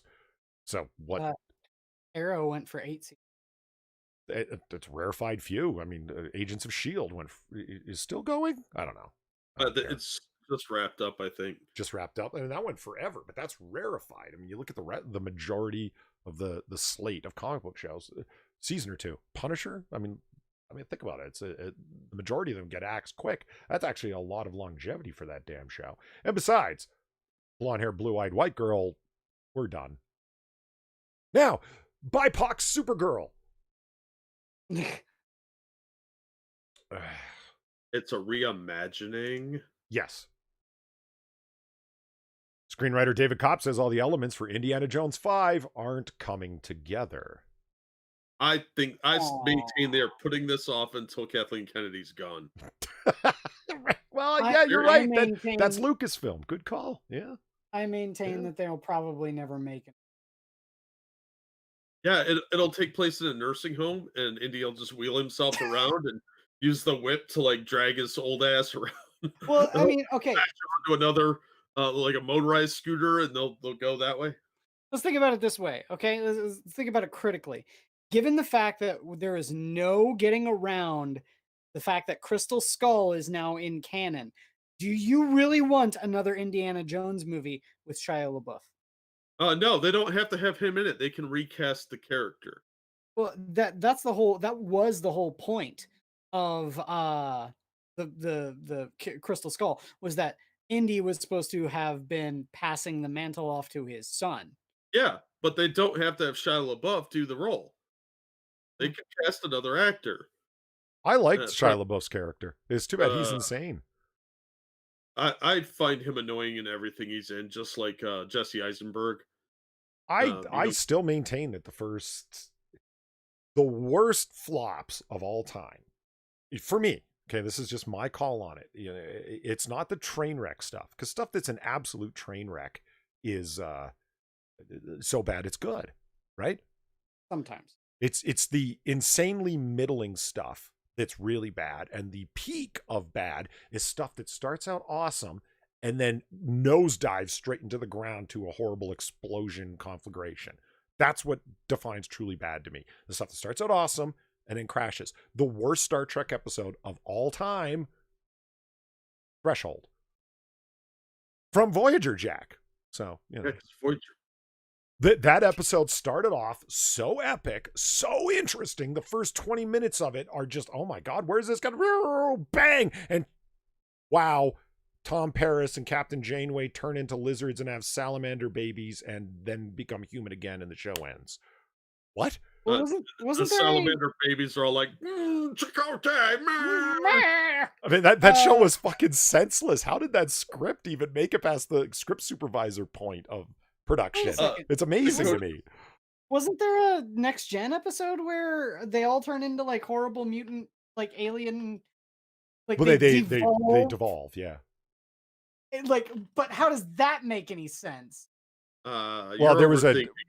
you had Barkley, who had a whatever space flu, and Dr. Crusher. It's all Crusher's fault. Everyone blames Barkley, but it's actually Crusher's fault because she couldn't just tell him to go lay in bed and get well. She had to come up with some new therapy, and then her space therapy for his was to give him a modified T cell treatment, and the result was devolution. But okay, if they were to actually devolve, like actually devolve, everyone should be the same species except for people like Donna Troy, because she's an alien. Well, okay, Donna Troy And isn't a Jada. trans woman. It's Deanna. Whatever. Well, fair enough. But hey, man, there are. I don't even want to get into the way that science fiction uses Darwinian evolution badly. Like, yeah, okay, whatever. There's all sorts of problems with the way that. I mean, Barkley himself devolves into a spider. Yeah, see, that's what I'm talking about. Whatever. It just a retrovirus. Lion Patriot says, fair enough. Retrovirus she uses, and then it becomes airborne, and everybody devolves. To a former, because we all share past blah blah whatever the fuck, Back to your point about the lizard people.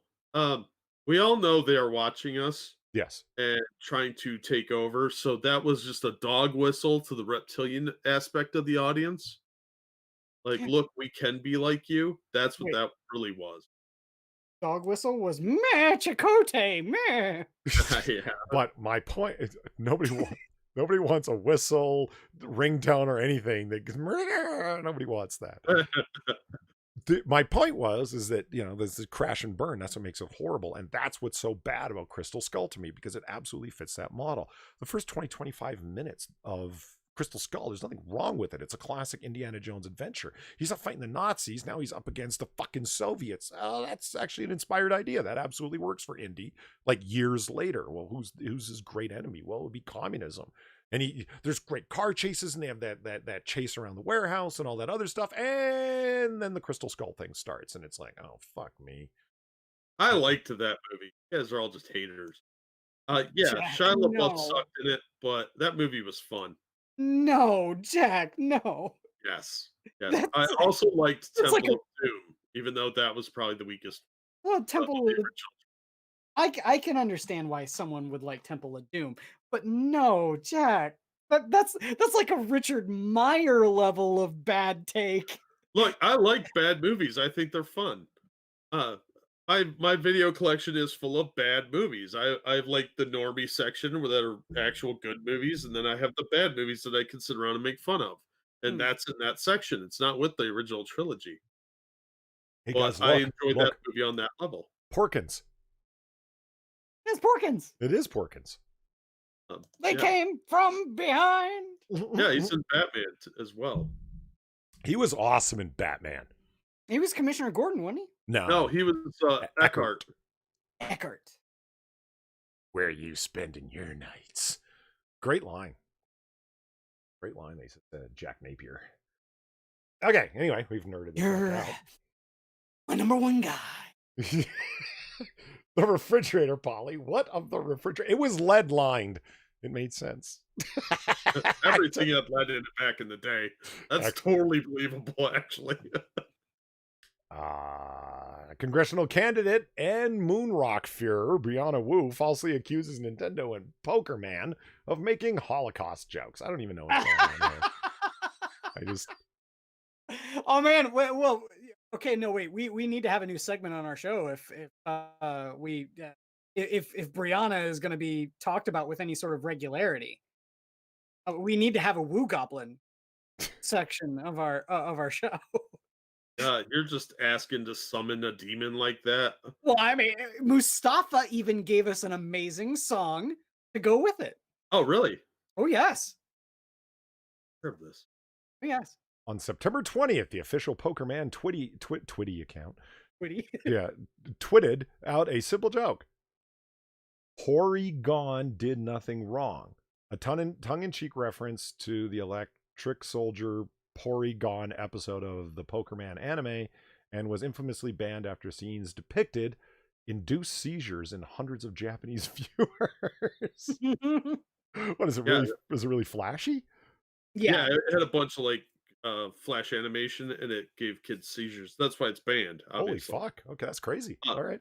yeah, but they made a joke. Uh, it's a dated joke, yes, but it was a joke. Calm your Whoa, hold on. what? Brianna Wu calls for government legislation in response to negative Captain Marvel reviews. Oh, you didn't know about that? What? Look, well, No. maybe we do have to have its own segment, called in Woo News. And the moon rocks moving across the screen, and like one or two coronavirus ones. 'Cause the Woo Yeah, flu. dude, Polly, I will edit together a video for Woo News if you want to just like, because it's really easy in OBS. Just set it up as a thing, and then you can immediately swap it over to that scene. You mute us, you mute the microphone and the dashboard audio. It plays the video. It'll have Mustafa's song. It'll have a lot of Woo Goblins, and it'll just end, and then we talk about Woo Goblin. I'm willing to come up with an edited scene transition where it's just like, original Adam West Batman style. Like, no, no, no, no, no, no, no, no, no. And like as her face comes flying out at you. And Oh I know, no, it's that's gotta be horrifying. It's gotta be moon rocks headed toward the Earth. I'd do it. I'd do it. Dangerous Spaces Woo Tube. So number one No. nowhere says that Shatner article looks more interesting, and you guys are talking about the Brianna Wu government legislation, etc. Okay, we talked about this one actually already. The start where William Shatner fires back against transgender activists while live tweeting his show The Unexplained. Remember, we talked about that Yeah. article already. Yes, we did. So we're on top of it, man. It's and yeah, 20%. when It's like Shatner 4 or does 5 something. Goes behind. Well, the Shatman, I love him to death. I mean, not only did he play Kirk, it's brought Kirk to life. He was my favorite Star Trek captain of all time and favorite Star Trek character. But Shatner, that guy doesn't bend for nothing. It's great. It's this people come and fuck with him all the time. Where it's like, you're not supporting our social justice methods. We're supposed to allow Star Trek to be used as a tool for us to promote strange shit that changes minute to minute. Like, whatever. No. But Ebony Williams asked, what do you have against Pokemon that you constantly mispronounce it? There's nothing that I have against it. It's a habit I got into in the same way that people say Animu. It's not meant as a Dig. yeah, it's not meant as a dig. I mean, I'm a big fan of Sargon of Akkad, and I call him Surgan all the time. It's just a running joke online, right? Remember that? I don't even remember where calling Sargon Surgan started. It's just a running joke, right? Well, So, I know for a fact that the reason why I call it Poker Men's is because one of my favorite things is I'm a big retro game collector. I'm not sure if you knew that about me, but one of the things I do is I regularly go to half price books to look for old video games. Mhm. And while I was there, I took a picture of it. I have it on my phone. I'll have to dig it out and see if I can put it up on Twitter. Someone had taken a copy of I'm not sure if it was a ROM hack or if it was something going on because it was a gray cartridge for the Game Boy, and it had a like slap-on sticker where the official art sticker should be, and someone had drawn on in pencil a googly-eyed, like, it looked like maybe it could have been a Pokemon, but it said Poker Men's Light Gray Edition. Wow. I just think that Pokemon is silly and it's for children. So that's Ooh, why I whoa, make whoa, fun of whoa! Slow down. You just alienated like a sizable portion of our audience, man. Chill the fuck out. it. You know what? I get Pokermen like as a game, like as the concept of a game and why it's interesting because there's this whole Poke deck and all that stuff. It's not my particular brand of vodka, but whatever. It's Let's face it, Pokemon Go was the only good one. You haven't alienated that part of our audience enough, huh? I've never played any of the games. My nephew watched the cartoon when he's a kid. I don't care about it. I got nothing against See, it. there's the part I don't get. I don't get the I get the game. I get why people like it. I get the card game, the video games, the iterations of the games, the complaints that people have about the poker deck going away online, and all the different things that are happening. Why people like Sun and Moon but didn't like Sword and Shield and all the other shit. I don't get how you make a cartoon series out of it. Like that, I mean, you have to reach and include stuff. Although I do like some of the Kaj play that I see people doing. Yokai Watch was better. What's her name? Officer Jenny or whatever? Oh yeah. Yeah. Like that's wow. And Nurse Joy.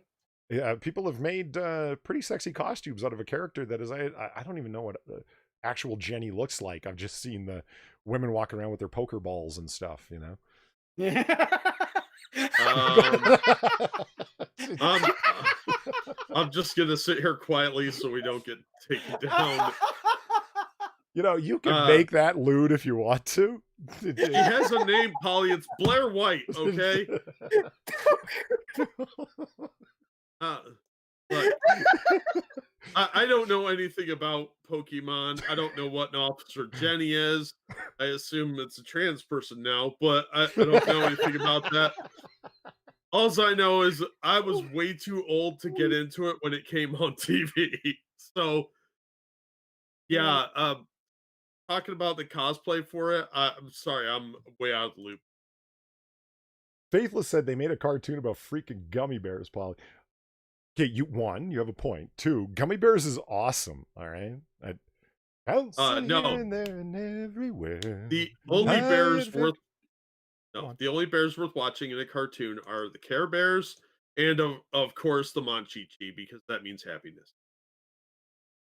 Okay, so Thanos did nothing wrong, and Big Boss did nothing wrong, right? Jokes off at a hyperbolic statement. Hitler did nothing wrong is a far gone statement. So what does Wu say? I'm angry, pay attention to me. Catherine did nothing wrong, Wu. She was a woman passionate about her career as a succubus. What? Confronted by her past tweet, Wu attempted to deflect responsibility from her own use of the meme phrase, arguing that it had been made 5 years ago before I ran for office. 5 years, guys. It's only $5, all right? Look, there's a time limit. If you've run for office, you can only go back 1 year. That's how it works. That's what I learned from a little goblin whisper. And further, she argued that she was not a multi-billion-dollar brand intended for children with millions of players, because children are totally going to be able to play backwards from X did nothing wrong to Hitler did nothing wrong, thus understand that the Jewish Holocaust is being made light of. You just like unraveled your own concern, fake concern, by pointing out that it was like children that are not going to be able to make those connections backwards. I'd be surprised if a kid said that. They're just like, so and so did nothing wrong is a reference to Hitler did nothing wrong, which is making light of the Holocaust. If a kid said that to me, I'd be like, what the fuck? Kids are really smart now. Just assume I mistook a midget for a child. Like, you're not a child. Get out of here. Back to the Lollipop Guild. You know what I see going on here? Why didn't we get a single Wu Goblin in this whole? Look, not one picture of her. Huh. Well, I mean, there's. Well, yeah, but why not one ghastly representation of herself? Buy Revolution 60. Give Brianna money for fun motorcycle. I think that there's an important thing going on here that can be gleaned off of this whole happening. Her entire career, be it from Gamergate over to her complaints that Captain Marvel legislation, or to her campaign and running for Congress, is all based around you have nothing to offer except for a series of complaints and gripes about things that are going on in popular media. That's who you are. That's what you do. So is anybody terribly surprised that she ended up completely overreaching in one of her complaints? I don't. I think she scours the internet looking for the new thing to gripe over. Oh, Well, yeah, I absolutely. mean, that's all these grievance mongers do. right? I say it's so funny too because I would be the first to point out that Brianna Wu is not lacking for hustle. I mean, Brianna Wu had an animation studio that her parents bought for her, and that she ran into the ground. She Seriously? made yes, Yeah. Yeah. she made Giant Space Cat or whatever it is. I think made Revolution 60. I mean, it's a game. It, I've it's a never heard of game. any of this stuff. I have no idea which. I know very little about this person outside of Gamergate involvement. I don't. I missed Gamergate. I'm not a video game player, and this whole section of the internet was completely alien to me during that era. So, um, Oh, you missed some good fun. 'Cause, did I? Sounds I mean, awful. yeah, but I had the Like, Woo Goblin. yeah, but all these people are just attention whores now. Look at all the people that Now, came out of that won't go away. Like, recognize that they should get real grown-up jobs and leave the YouTubes alone, and social media for that matter. Anita Sarkeesian, Brianna Wu, Brianna Zoe Wu Quinn, tried, but she can't. uh, She physically can't get a job. She's tried. the Boulder King. Uh, no, you get a fucking job somewhere and move on with your life. Stop trying to latch on to this cause that died, what, 5 years ago? Well, the only person that still relives that trauma day in and day out, and I say that with massive sarcasm, is the Woo Goblin. Well, claiming to live that trauma over and over, because Zoe Quinn certainly claims to live that trauma over and over. Remember the meme? Her sitting in the chair, and it's like, so what are your qualifications to be a professional comic book writer? I was a victim of Gamergate. You're hired. Yeah. Well, to be fair for uh, and she's probably reliving the trauma of killing a man. To be fair, she got him to kill himself. That's different. No, Allegedly. no, not allegedly. I will come right out with the accusation. I'm not in a position of power to prosecute you. Zoe Quinn, you murdered a man. Fuck you. I hope you rot in the eternal dungeons of hell. In all fairness, I wouldn't say that she murdered a man. But she didn't cause his hand to rise up against him. If we're going to take the moral high ground on here, we better be accurate in what we're saying. What did she do? She destroyed a guy's reputation so thoroughly that he was put in a position where he felt he had no option left but suicide. If you're going to destroy somebody's life over allegations that severe in the middle of hashtag Me Too, this should unravel the hashtag Me Too thing, unravel the whole let's publish any accusation regardless of any evidence that any woman might have, when it's obviously little more than a self-promotion thing. It's like, I remember her, I remember the thing that she tweeted out, her full, like, here's my following statement. And you read it, it begins with, I no longer feel that I can remain silent. Oh, right. Because you've had, like, what? A self-imposed silence put upon you because of your personal embarrassment. Fuck you. At the peak of fucking hashtag Me Too, you made up all these, you told all these stories with zero fucking evidence. It got this guy fired, got him ignored by his whole family, ostracized from everybody he fucking knew professionally and personally, to the point where he felt the need to commit suicide. You want to call that murder? I wouldn't call that murder. I'd call that the worst kind of fucking reputation mongering that somebody could possibly do. Obviously, the guy was a little bit unbalanced, which is the case that they talk about, that the guy was never a mentally strong man, that he had multiple mental health issues over the years. I mean, it's just that miserable bitch, if she actually knew him, should have known that. And Well, yeah, but going even at him people. like that for no purpose other than to promote yourself. Fuck you, Zoe Quinn. Jesus Christ. Look, there's gonna be casualties during self promotion when you during it when you're trying to hop on a trend, and it's just evil. But Yep. real quick, thank you RVA Dar for the donation. Polly says he's looking forward to the CW adaptation of the Swamp Thing. We still talk about Brandon Wu. Sexy Officer Jenny. I heard that the Swamp Thing show on the app for DC was really good, but I didn't see it. Yeah, say I heard that as well, but I can.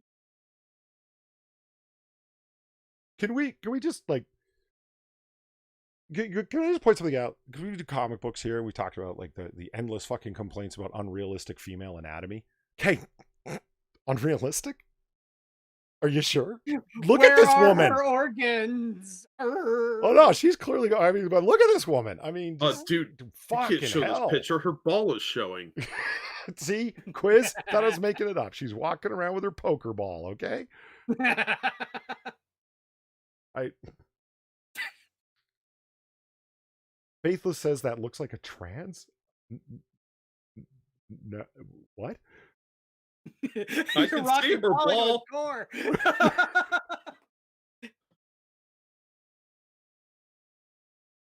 Sammy Bess, yeah, that is her functional. Yeah, that is. And see, blue hair has been stolen from sexy women and taken on by crazy unbalanced people. Yeah. Yeah, it's like a peacocking now. It's a warning to everybody else that is dangerous.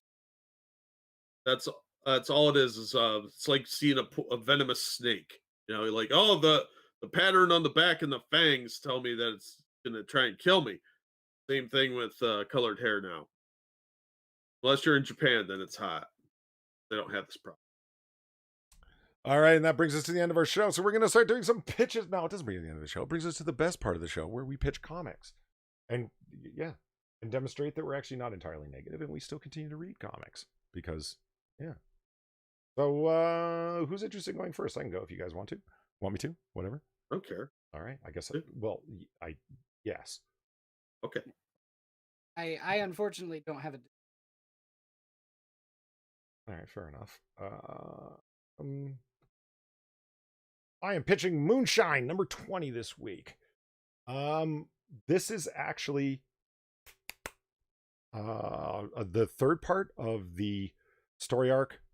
Hold on, give me a second. I'm trying to remember the name of the story arc, and it's not coming to me. The Angel Share. Started in issue 19. Moonshine is a Prohibition era comic written by Brian Azzarello, who's a long-time comic book writer, has done all kinds of great shit. He's an actually qualified writer. Looking at you, Bendis.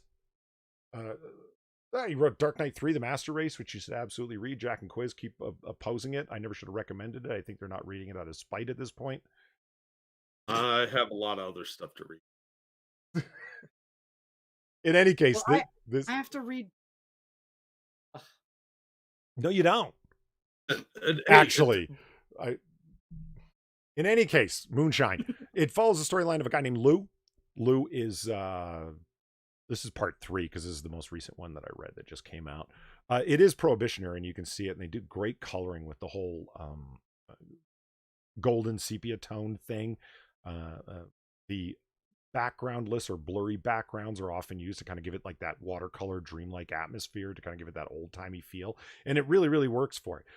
Great storyline, great writing from Azzarello. It follows a guy named Lou, who is from New York City, and he's a prohibition buster, and he goes out to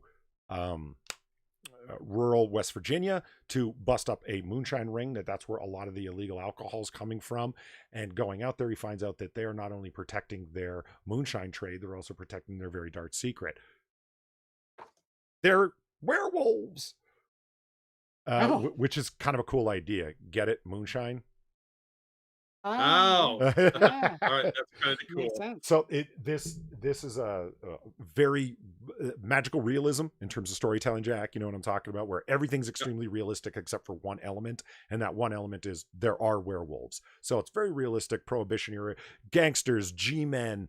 Lou is on the run from Elliot Ness, who's busted him as a corrupt prohibition guy, and he for the last 4 or 5 issues was down in New Orleans, and now he's made his way back up. And this little story arc is the continuing story of what happens to Lou after he leaves New Orleans and continues on. The Angel Share storyline is great, runs back into the the werewolves, and they're always trying to keep it a secret because they very realistically fear if they're found out, they're going to be hunted down like animals, and we're just going to have to eradicate these monsters. So that's why they're hiding out in rural West Virginia and plying their trade illegally, because They're going to turn into vampires god damn it, turn into werewolves every new moon.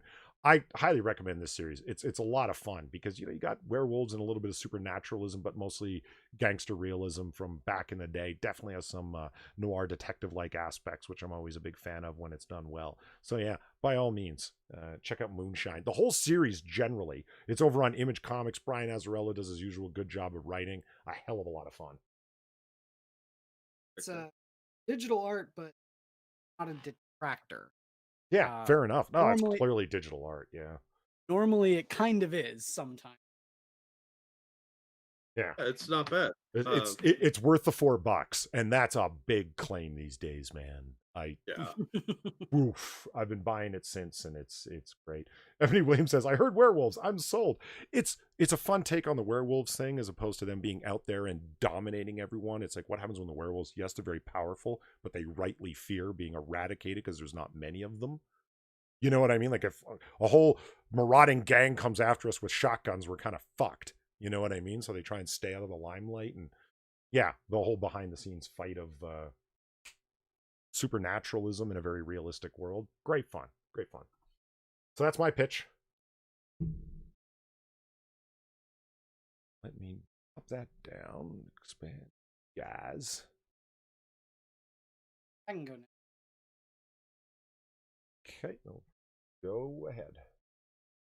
So, written by Alex, art by Ertig, colors by Rhonda Pattinson.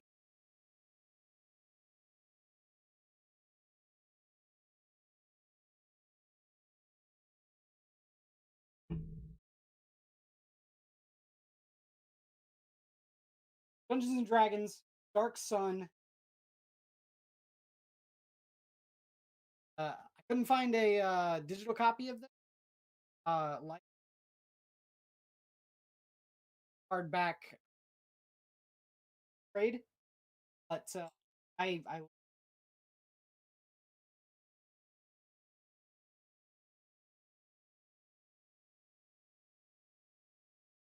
essentially tell of a fair server source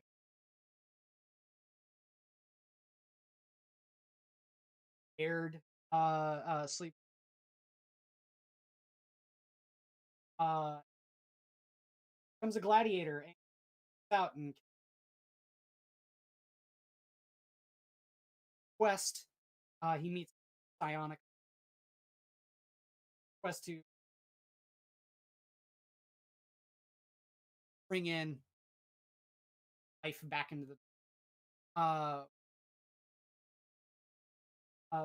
whole background behind wizards. Quiz. Can you talk a little bit more directly in your microphone? You're kind of cutting I'm out. sorry, I my think microphone- I think the sound gate's a little too highly turned up, a little too high for you being far away from it. Yeah, my mic is. Okay. Sorry, I have to. No, fair enough. I got to adjust the sound gate. But yeah, the Noise gate, whatever.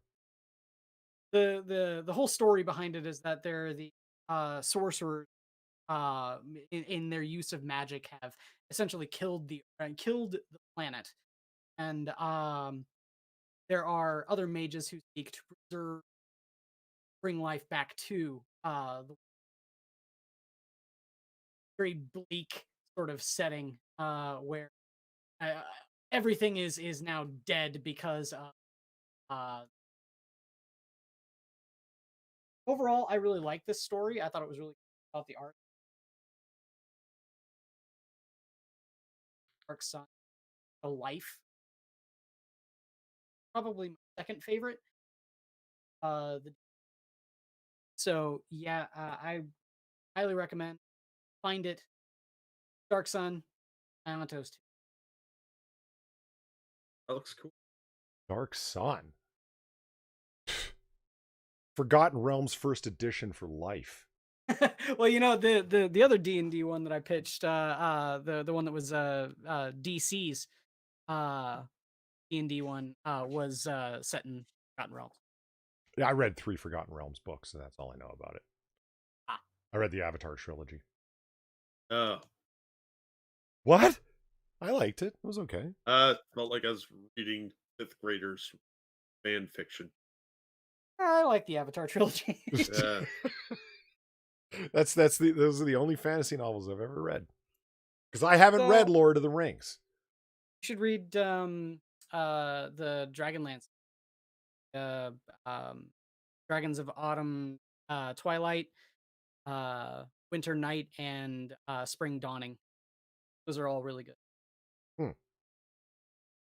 Margaret Weiss and Tracy Tracy Hicks? Tracy Hicks and Margaret Weiss are really, really good novel writers. And they're also the ones that created the Ravenloft setting. Ravenloft. All right, what do you got for us, Jack? I know you've been working on something. God damn it, I could hear you. Oh, I'm working on about 15 different things. Today I'm pitching Batman Superman issue 11. It's actually issues 9 through, but this is the culmination of the storyline. What? Functional correct to me. It's Margaret Weiss and Tracy Hicks. Yeah, not to be mistaken with Jonathan Hickman. Bendis is finally leaving Superman, so this might not be the only good Superman book anymore. So he's leaving in December, so count the days. But Batman and Superman have had to face off with the Ultra Humanite. And in this installment's the final showdown. We didn't know it was the Humanite until the second one when they ruined it on the cover. But it turns out that there's Superman. This is one of my main complaints about the art is Superman's head looks like Plastic Man because it's kind of stretched out. But otherwise, Clayton Henry's a pretty good artist. This is written by Joshua Williamson, who I didn't used to like, but he's good on this book. The Ultra Humanite has stolen the power of the atomic skull. I don't know if you're familiar with him. He used to be a villain, and they reformed him. He's been in the Superman books for a few years now. Well, he kidnapped him and took his powers and infused him into Batman. Ooh. Oh, damn. So he can make him explode. And that was his goal. He's obviously a supervillain, so he wants to make people blow up. But it also lets him control people like drones, so he can control Batman this way. And just to top it off, he put a bomb inside of Batman. So Superman has to try and free him. And it gets pretty crazy. They try and fight back, of course. Look at that. Uh-oh. So it was a lot of fun. It's a fun ride. There's a lot more story here than you would think, but it's a good all ages book. It's well written, so you can enjoy it as an adult or as like a 12 or 13-year-old would really dig this, I think. But there's a lot of really cool action scenes. I always liked Atomic Skull. I thought he looked awesome. And he had these cool powers.